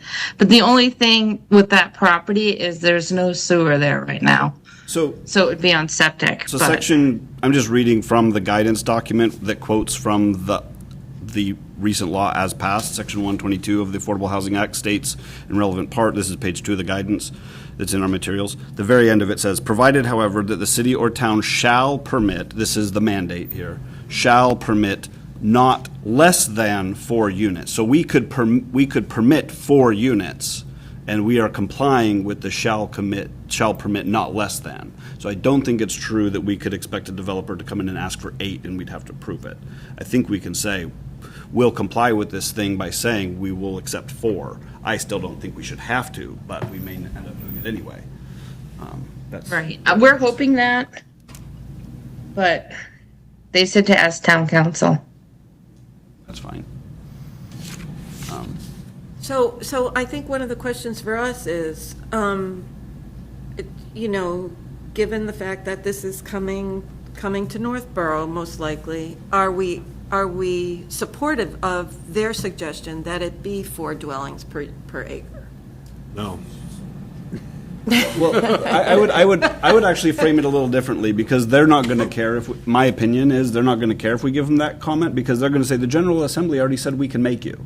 So they don't care unless we get an opinion from the auditor to say this is unfunded mandate, and I'm not suggesting we go that direction. It's a bit of an uphill stream that I don't think necessarily we're the ones that want to die on the hill, because, like I said, it's not that far off of what could have been built here. Right. Uh-huh. So what I actually am thinking of is, so it's not connected to sewer. I'm not sure I want it connected to sewer. So if they're going to build and develop this into a residential with septic, that's really going to limit the amount of space they can actually build on. So unless the developer is going to pay to connect to Southborough, Westborough sewer, and they can deal with the sewer capacity issue, we would say build a septic system. That kind of helps deal indirectly with the amount of units you could put there. So my starter home in Northborough on Leland Avenue in the Pine Haven neighborhood, was a 3-bed, 1-bath ranch with the basement about 1,500-ish square feet, 16 maybe, on a quarter acre. So I'm not an expert in this by any stretch of the imagination, but like, how would we, if we're going to be forced to say do 4, how do we say, okay, we want a neighborhood there, build a neighborhood of starter homes that are 3-bed, 2-bath starter homes for people, because one, that's what people want. You know, how would we get there? How could we use leverage to get to that point? I mean, like what was just brought up with the sewer issue, they'd have to connect. If we had to put septic systems on 4, I mean, it would take almost an acre per house for a septic system with, you know, I mean, think of how many units. I guess when they built my house, they did put septics in, so they did stick a septic in every quarter lot. I guess that's probably not code anymore. But right. Yeah, I mean, and that was her concern. She said to me, the Raina Rubin from DCAM, she said, well, what could we do to, you know, help you get connected to the sewer? Like, how far are you away? So they're doing the math, like, you know. Yeah, if the state wants to appropriate $5 million to the town of Northborough, plus another $10 million for the extra sewer capacity that it's going to take up for the next 50 years, yeah, sure, we'll take the money. But that's not happening. They just want us to build houses and absorb all the costs, which is fine. I like having houses. I don't like the state telling me to do it, though. So, correct, I'm back to the point I brought up a little while ago. The four houses per acre is actually the best case scenario as you understand it now, right, Amy? Right. Yeah. So I guess we're all in agreement that, and to your point also, to make sure that it's a nice neighborhood. Well, I mean, during the last need for housing, the big boom, right, post-war, the neighborhood was built in the 1950s. That's what they did. I mean, maybe not everything in the past was a bad idea. I mean, I could see them building off of either one of the roads, because it's a triangle property. There's a road over here and a road over here.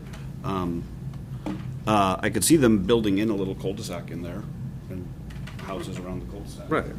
Make a nice neighborhood. With sidewalks and, At that.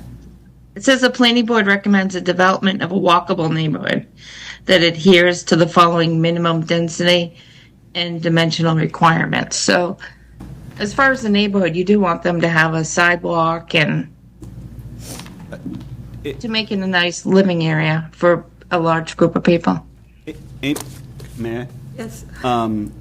Amy, could I make a counter argument to the suggestion that the planning board made to reducing what's in our zoning bylaw for the side yard setback and the distance between buildings to just recommend what our bylaw says? Because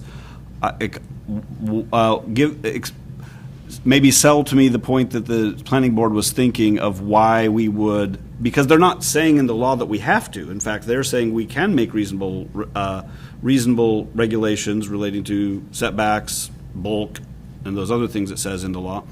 So they haven't told us what our side yard setbacks have to be.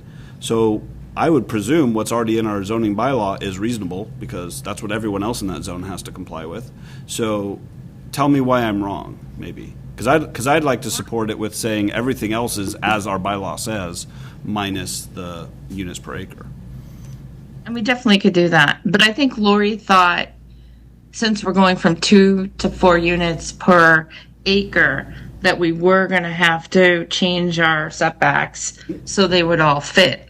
But I mean, if we say it's allowed, but you can't fit it, that's kind of like a you problem, in my opinion. Right? Like, look, I mean, It was Lori's it just takes idea, a but creative enough I could architect definitely to bring fit that it. back to the planning board. We could recommend they stick with our current zoning. I just am not really, if you can't tell, super inclined to sort of give more territory over to the state's ability to tell us what to do. But in your suggestion, who is the you? The you is the state, and the state will just, they have, authority to say, no, we want. So it says that the law says the town retains the ability to make reasonable regulations on these things. And so I would say our reasonable regulation that we're proposing on this is, other than the units per acre, everything else complies with our zoning bylaw. That's all. Which, Yep. it must be reasonable. It's been our law for the last 20 years, at least. What do you think, Amy? Yes. You No, wanna I think bring it that's up? a good idea. And we're holding off, we're not going to approve this tonight, we're going to wait until our next meeting? Yeah. After Amy's next, is after the that- planning board next meeting? Yeah, we can, It's tricky because you guys will meet before we meet. We meet on the 15th. well, Amy, why don't we just try to get a phone call with This is how DCAM? Westboro is. Yeah, we have this responded here. But That'd be great. And you've already spoken to Raina, so maybe you can reach out Okay. to her and try to set up a time. Okay, does Kate Donahue want to be part of it? Probably. Is She that actually said she didn't. She hasn't taken part in any of the conversation? Westboro meetings. Okay, all right, so I will do that. do we know where Westboro stands? I couldn't find it on any of their select board agendas. I was just kind of going as we were talking. I'm not sure where they are in their process. I was thinking that, Wait, who? Sorry. Westboro. how Westboro's handling it. Oh, I don't Because I know. just couldn't find Well, it on an Kate- agenda. Kate was relaying it to me. She said, I don't even know if the boards have talked about it, but their affordable housing trust wanted to buy it from DCAM. So their affordable housing trust, and I think their chair of the board of selectmen has been having meetings with DCAM, and they wanted to buy the property. But DCAM said, no, it's going to the highest bidder. You just have to get in line and make a bid if you want to do that. But they also said they want to sell it to a developer who will build houses fast. So they don't want to really sell it to an affordable housing trust because the process to get like CPA money and all that takes so long that they want to sell it to a developer who will hit the ground running. And she said it's more about units on the books as fast as possible than affordable units. That's what they were told, but they haven't had any meetings, I don't think, as boards. I think it's been meetings with their town administrator and select board chair and the affordable housing. Done the right way, this property could be great because it accesses Little Chauncey Pond. You have trails. You have all the trail work they've done in Westboro's done a really nice job at that part of town with the 55 housing. And I always call like Northborough where the sidewalks end because like you go Northborough to Marlborough, there's sidewalks. You go Northborough to Westborough, there's sidewalks. That's what we did in Lyman. They built the sidewalks. So like this done well could totally meet objectives of all the things Northborough wants to do. I just don't. This is where I trust the opinion of people more with different experience than me because I don't know how to do that. Oh, I don't want to come off the wrong way. I think that this could be a beautiful property also. I'm not against it getting developed. I'm making more of a philosophical point. No, I get concerned about developers not developing in a way that we envisioned, and all of a sudden it's like, oh, I kind of thought it'd be like this, and all of a sudden you get something in the town that didn't go the way that you had envisioned. Well, in the primary way, I'm sorry. No, and I was going to say, to your point, and to sum up, it's, we're not objecting to what the state wants us to do. We want to have as much input as possible to make sure that it's a desirable neighborhood and fits in, to the town of Northborough. So how should we move forward? Let's have Stephanie and Amy talk to DCAM. Yeah, definitely, yep. And the deadline is the 18th, so yes, we can devote time at the next meeting if there's more that you've discovered. And Amy, if you can also, guide us on that a little bit for our next meeting. So we're going to hold off on the letter right now. And yep. And wait to see what you come up with. But I think you have an idea of where this board stands on the housing on a housing project there. Right. Okay. And your board could always write a letter about it being an unfunded mandate, but I don't know if it will go very far. I don't know if they would care. Chat GPT. I'm not. I'll be careful we on can which one discuss we pull that card on, and it's not this one, in my opinion. Right. Well, as you pointed out, we haven't met with the legislators yet, so it is onerous. Okay. I All right, heard they're thank trying you. to. Kate said the legislators are meeting and they're trying to speak for the towns. So it would be great to talk to her about this. I've made my points clear with her, which are similar to what Jacob is saying. And I'm afraid of what the next thing is they're going to throw at us. But she understands all that and she feels our pain. And she said they're trying to, come together as a group and speak to the state about it. So they would probably love to get our feedback. I can reach out to her too. Excellent. Thank you. Okay, Thanks thank you. for listening to my. I appreciate where you're coming from. Okay.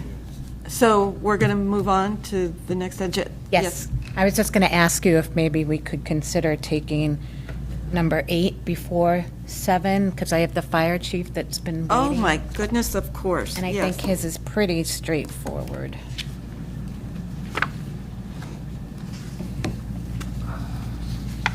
So that would be approval, and execution of agreement between the Massachusetts Department of Transportation and the town of Northborough for the installation of an emergency traffic signal at the new fire station driveway. And Chief Parenti, you're somewhere? Yep, he's here. Yes, I'm right here. Can you hear me? Hello? Yep.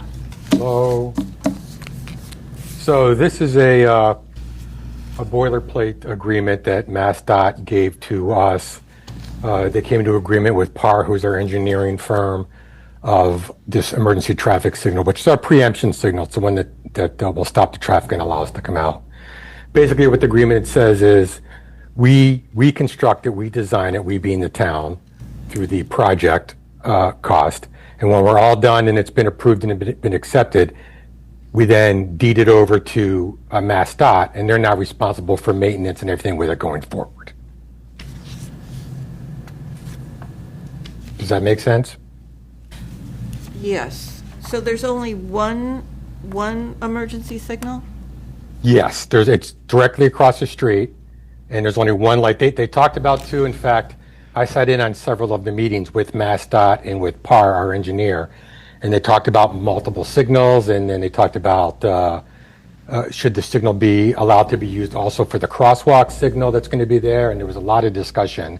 And MassDOT's very particular with everything that they do. And they said, these are our requirements, this is how you're going to do it. So this is the first step, or I should say not the first step, but this has to happen before they'll actually complete the driveway permit, which is something that we need to get done as soon as we can with them. Okay. I just have one question. Yes. Unrelated to this new pole light, who's going to take down the old light on Church Street? Will that happen? That's not part of this program. Correct. If the town decides to do that, that's something we'd have to enter into a decision with somebody at that point in time. But it'll just sit there and stay in flash mode. Got it. Thank you. Okay. Any questions, comments? No? Okay, then I will entertain a motion. I move the board vote to approve and execute the agreement with the Massachusetts Department of Transportation for the emergency traffic signal at the new fire station driveway. Second. Okay, motion made by John Ray, seconded by Jacob. All in favor? Aye. Oh, sorry. It's a unanimous vote, Chief. Thank you very much. Have a great night, guys, and hopefully you get out of there pretty soon. Thanks, Chief. All right. Well, it's nice and cool in here, so at least there's that. Okay, so then we're back to Open meeting number law 7, and I have a statement to read about the open meeting law complaint. So I have to acknowledge that the town has received an open meeting law complaint. As required, I am disseminating the complaint to the members of this public body and making it part of the public record. The board is required to respond to the complaint within 14 business days and must issue a written response to the complainant and send a copy to the Attorney General's office. At this time, we will not be discussing the matter further, but we will ensure the proper steps are followed in accordance with the law. So, no discussion, and, we will be meeting about that. And you all have a copy of it. All right. So, next on the agenda is reports. Let's see. Mike, do you have anything you'd like to tell us? No, I don't have any new reports right now. So. Thank you. John? I do not. Jacob? Nope. Laura? I feel bad because I've got a lot, so I'm sorry in advance. I'll try and paraphrase this. I've made some great connections with our new liaisons that we got appointed to. I mentioned earlier, I think we just need to update the list online so that that's updated. I attended the Be Well event. I appreciate all the work that made that possible. I especially loved the department booths that were available, just getting that awareness out to the community. I participated in the walkthrough with White Cliffs and 4 West Main. I'm anxious to see both of those buildings back up and running. I connected with the Trails Committee. Everything is moving along fine with them right now. There's nothing of note. Community Affairs has their 2025 concert series coming up June 29th. They have Disco Lemonade. July 13th, they have Playing Dead. July 27th, they have Houston Bernard. August 10th, they have School of Rock Showcase. These will take place at Ellsworth McAfee, and there will be food vendors at every show. I highly recommend it. I connected with the local emergency planning committee. There's no news on their front, but they have received all the submissions from the expected companies for their Tier 2 reporting in March, and the permit renewals continue per usual. The library trustees, this is a new committee for me, but I'll have more to follow on them. For the moment, they have their artwork in the library's annual summer art show coming up, and artists of all ages are invited to make submissions. The deadline for this is June 28th, and you can find more information on their website.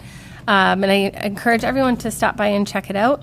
I'll also make a quick plug that the library has an incredible collection on Libby. That's the app to read and listen to books on your mobile device. Our director, Jen Bruno, and the library team is available to help, but I am a huge advocate and user of that resource, so I highly encourage everyone to check it out. The CPC welcomes your input for their communities. The CPC has a meeting planned for July 7th, and the agenda will be posted on June 30th. And the key items that will be covered at this meeting will be the White Cliffs Design and Demolition Project. So if you are curious about that, definitely check it out. And if there's any questions, you can reach out to the CPC. Their meeting will be again on July 7th. That concludes my reports. Thank you. Sorry. And I will send that to you so you don't have to write it out again. And I have no report, but I think, Stephanie, you have a few Yeah, items. I'll go quick. Budget guidance. Departments were instructed to prepare a level funded budget in addition to a level service budget for the upcoming year and show where cuts would be proposed. They were also informed of an early budget process to come. Capital planning, fiscal year 27 capital plan process will begin earlier this year, late September, projected to avoid past delays. Departments must submit updated cost estimates, particularly for items over $25,000 with a lifespan of 5 or more years. Financial summit scheduled for late September to align capital and operating priorities. Finance Department, fiscal year 24 end closing procedures are underway. Departments were encouraged to submit outstanding invoices promptly. At their last meeting, the Select Board met with the town's independent auditor, who delivered a very positive review. The auditor highlighted the town's strong internal controls and compliance practices, particularly in the areas of cash management and receivables. We're proud of the dedicated staff whose hard work makes this achievement possible. Town Clerk Andy Dowd received the Town Clerk of the Year honors. Congratulations were extended to him. Staff were reminded town meeting time publication is the official procedural guidebook per the town charter. We're working on getting an updated version in the clerk's office and the library. Recreation Department summer staff training is in progress. Camp begins June 30th. The Be Well end of summer carnival took place Tuesday, 6/17 from 1 to 4 p.m. All departments participated with tables, information, and fun trinkets for the kids. Bouncy houses, fire department games, music, and lots of fun was had. Health and Human Services on June 12th, representatives from the AG's office visited to discuss abandoned properties and the work of the Neighborhood Renewal Division. The meeting was highly informative and will help reduce the town's workload in managing these challenging properties. All tobacco compliance checks through the state passed in Northborough, which was great news. Pool and camp inspections are underway. Health counseling services in partnership with the library are continuing to be successful. The library, due to, where was that? Okay. We were informed in regards to there being cuts to the Institute of Museum and Library Services and the proposed federal budget eliminating the agency altogether. This agency, among other things, is what funding portions of the Mass Board of Library Commissioners, including all of our statewide databases. Without this funding, most of the database subscriptions had to be cut effective July 1 of this year. The databases represent a large part of what the schools are using for student research projects, for homework, because the resources include peer-reviewed articles, primary source documents, and other trusted sources of information. They are heavily used. Roughly 20,000 articles are retrieved annually from these databases. And after a lot of work from our librarian, Jennifer Bruno, and her conversation with Kim Honey from the high school library and Ryan Donovan, the Southborough's librarian, they were able to pool money between the two public libraries and the schools to fund the cost of the databases so that the students would continue to have access to these resources, which is phenomenal. It's like, our back in the day encyclopedias. It's right there at their fingertips, and they rely on it heavily.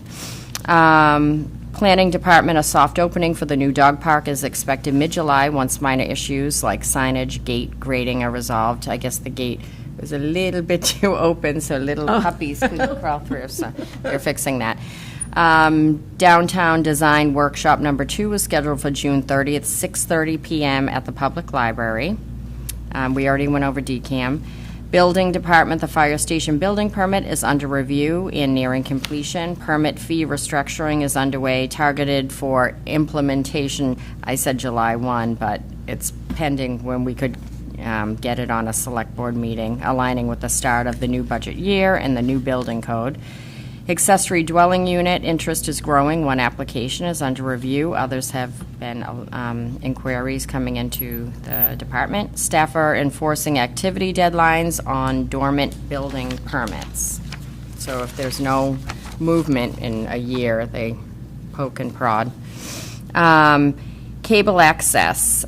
The ADA listening system in the library meeting room is now fully functional, supporting hearing impaired residents during public meetings. Fire department, all recent firefighters have now achieved paramedic certification. All fire apparatuses are currently in working order, a rare and welcome status, says the chief. The department continues to work on the fire station construction project and appreciates all the support of the new committee members. The IT department was granted a $235,000 award for a fiber looped network between the new fire station, the police station, and the senior center. There will need to be some future decisions on whether or not the fire station wants to upgrade their Ethernet lines that were planned for with fiber, considering a grant would offset a large portion of the cost. Without looping the fire station in, the project would not make sense. We still need to obtain more quotes at this point in order to see if we should move forward with the project. And I have some info I'll give to you guys about fiber optic versus, Ethernet. Veterans Affairs, this is where the confusion laid. It was my fault. So in my report, I said interviews for the veteran agent position are underway. And poor Mr. Farrell is still here. Yeah, he's still here. He's not going anywhere. It's the assistant position. So sorry, everyone. The poor guy, poor Jeff. Feel-good story, the DPW and PD were on the news and in the Community Advocate for saving 10 little ducklings from a catch basin Thursday. They are top-notch, and the kids love being there to cheer them on. Many thanks from the town, and congratulations, Mama Duck, on getting your babies back. Key reminders, June 30th, Downtown Design Workshop at the library. June 30th, first day of summer camp. July 1, start of the fiscal year 26 new building code is effective. Potential fee changes soon to come. Mid-July, soft opening of the new dog park. June 27th, deadline for comments on the DCAM. Oh, no, sorry, July 18th. We got to revise that. Deadline for comments on DCAM land auction, which Yep, and I'm done. Wow. Yeah, woo. Thank you. Diane? Yes, just one thing with the heat. I didn't go outside today, but I hear it's hot, and Oh, thank the splash pad is usually not open. I think Wednesdays and Thursdays or On Tuesdays. Tuesday, you're right, but she's opening it. So it's going to Yeah. be open tomorrow. It's on the website. Yep. Yep. And then the cooling stations are typically the library. library and the senior center. Thank you. Yeah, That's it. One Thank more you. day? That was important. Or 2 more days? I don't know. I I think, think it breaks Thursday, right? yeah, yeah. I think it's like the hottest tomorrow, and then it's going to be a little cooler the next day. Okay, so on to number 10, which is public comment. Is there anyone calling in? I'll see if he raises his hand. So we're all set? I think so. I don't see his hand raised, though. Okay. Any other business to come before the board? Future agenda items? Yes? Oh, yeah, that's on the back, right? Yeah, it's on the back. So I'd, a couple of questions to get to budget season. One is, I think we had fiscal policy as something we wanted as a future agenda item that, Yeah, actually, so when I had started noodling on some language for the agenda item, and I had thought in order to give maybe a little bit more time to prepare for that we do it on a future meeting, but I don't think we decided which future meeting. But I think it should be one of our July meetings, maybe, either the first or second. We only I think we have one. You may have already kind of partly addressed it, but So Jason Little, is he on the 19th? No, the 14th, sorry. 14th? I can't find, I lost my agenda. There you go. Oh, thank you so much. All right, let's see. Future agenda items,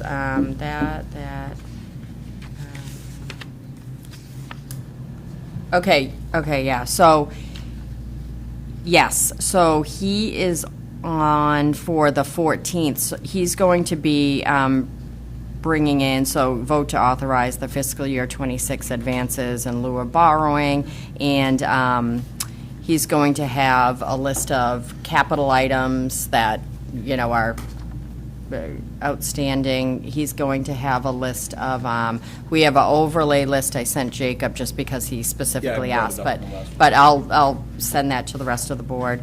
Can we do ARPA? Can you update us on? Yeah, in ARPA, and then I have something else I told him that was on my list from, I thought it was you, but I don't know. But anyway, so we'll have a slew of, financial statements, and we have, what else did we send to you, Jacob? I'll make sure I send you guys you talked about town meeting time already. Thank you. Covered Yep. that. Yep. I did. The overlay is starting to make more sense. Yeah, If and you he wanna said share if with you have the any group. questions, I'll send that to We'll the talk board. more about it later. But preliminarily, it looks like the 600,000 was maybe more of a one-time thing. It was like 4 years where there was no transfer. Then there was 600,000. And he has projected what the balance may look like Yeah. in the next 5 years, and I think he's trying to keep an eye on that. So we typically ask for like $375,000 per year to cover any type of, overlay issue or tax issue that. But comes to your, up. To the other, go ahead, John. so you- to finish up with John, your point is, you would like discussion of a policy that, how money is moved within a department's budget. I'd like to better understand that. So some of this may be my own onboarding and just looking at how we do things. Yeah, I think that's a good idea. I'm just trying to think of how we could kind of merge that into our, maybe August, like with the other financial groups. Maybe we could do it even the same night as the financial summit, like start off. Yeah, I think there's also some of it, like you came on board, was it October? It was November 4th. November 4th. Yep. So this will be your first sort of budget season, right? Full budget season, 'Cause, yeah. some of it just to understand, and we lacked leadership. in town administration. Like, we went through a lot of change. Is just looking like, do we feel like people understand the process? Do we have examples that we want to uncover? Like, I feel like the fence one was the one that was uncovered that should have been a capital project based on the definition. Yeah, so that's what we could further define. Or even not define, because I think it was well defined. I think, like, how are we operating? Like, so I just to understand that part of it, to say, okay, well, and just an assessment of, are things flowing through that we feel like there's enough guidance and there's enough conversation around the budgeting process. Right. Yeah. So more, it's more maybe even a look back. Like, I'd like to get involved in actually looking at I love numbers. Like, I grew up in finance. Oh, absolutely. But for me, I'd love to get smarter on that, because it's not a great skill in real life, but I remember every number for some reason. So, like, for me, like, I would enjoy getting into that because it would make me more intimate with the stuff. Yeah, and I would love that, because the whole push was to get everybody on the same page early on in the process. So we're not going through months and months and boom, here's a complete budget with financial planning, okaying it one way and appropriations okaying it another way. We're all on the same page right from the beginning. So I wanted to chime in, and you went through a lot of reports, and I heard every one of them, and my ears pricked up, and I was really pleased to hear, and I know it was probably hard to do this to the department heads. Maybe this happens every year, and I'm just a newbie here, but you said, give us a level funding and level services, and what would be the priority cuts if we have to make them. That's hard. That's going to be hard. I appreciate that you asked them to do that. Those are 3 seconds of your reports, but like, that's big, and I'm glad you asked them to do that. And it's not, again, not that I'm wanting, like, look, maybe we get through this process and we're just like, yeah, I agree with all the recommendations, but I want to be able to see every bit of it, and we can get to this in the future, but there's several items in the budget that we approved in the annual town meeting for 2026 that are like, I'm still not sure I know what they mean. They look like a catch-all. They look like miscellaneous. They look like contractors for I'm not sure what. And so I'd like to be able to address that. But to the original thing that I had talked about last time, and maybe it makes sense to have Jason here. I'm not sure that Jason even needs to be when we talk about this, but do we want to talk about what the policy should be, or should there not be one, when there's a need in a department to spend money on a different line item that wasn't what was in the annual town meeting budget? And again, I'm not looking past here, again, or throwing any mud around. I'm just like, do we want to have a policy on that? And the other, so in that process, to respond to John, I looked and found we have a bunch of select board policies, and they're sitting here right in front of me, and then there's a proposed additional ones that have been considered in the past. But chapter 9 is part 9 of our bylaws, Board of Selectmen policies. And so we have one, just to the point that we were talking about before, there is a policy in part 9 that's already our policy. It's already the Board of Selectmen's policy, passed in 2000, so it's a 25-year-old policy. And it's 932.010, policy regarding articles involving 25,000 or more, and it just says, it shall be the policy of the Board of Selectmen that all money articles involving $25,000 or more, which are intended for town meeting not that one. It's 32040, submission of plans to Financial Planning Committee. All agencies shall submit plans for the expenditure of over $25,000 to the Financial Planning Committee in the various earliest stages of planning, namely 2 or more years before the project is intended to begin. So I thought it's actually a written select board policy that John was referring to when he was on financial planning, that he thought was the policy. So it may be the policy is maybe what we would in a future discussion say should stay the policy, but we want to make sure that it's being followed. And there is an older version of the financial policy that Jason shared, which I can share with you guys, but I think having that as a standalone item, because I think it'll probably take up some time. So just in the interest of it being a really important topic, I don't know that we should bundle it in together with something. Okay, yeah. Just because we probably are going to want to And refresh maybe it that could be August, document. like, this is an important thing that Yeah. needs to be talked about, and maybe I just don't want to Well, I think we could fit it in when we're, going through our financial process, but early on, because especially if it's going to be I following think the certain- document definitely needs to be Yeah. updated. So. Oh, well, yeah, I'm sure it does. Anyway, I don't want anyone to feel like they're getting curveballs thrown or anything like that. I just want. No. I think it's our job. Yeah, it's just, it's moving forward and how do we best do it?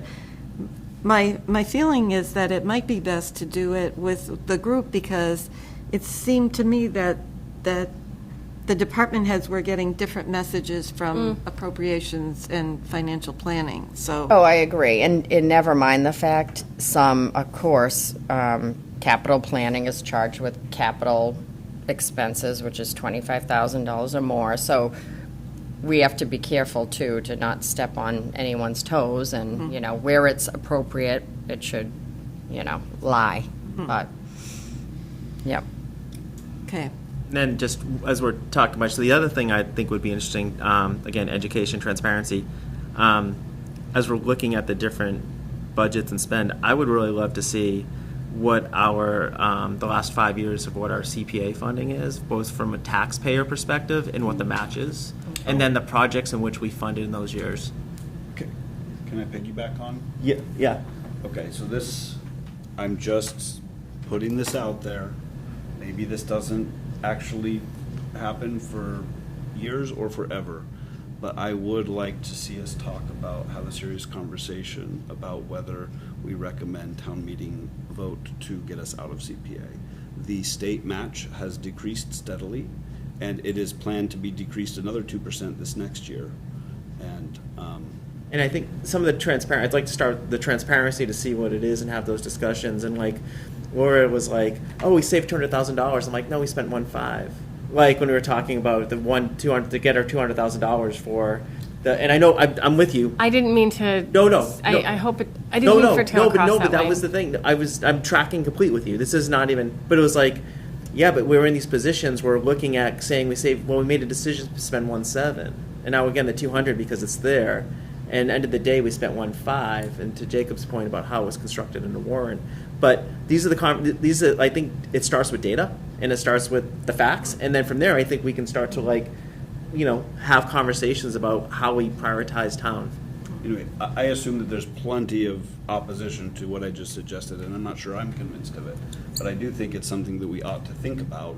We are taxing ourselves voluntarily 2% extra for these purposes because we chose to.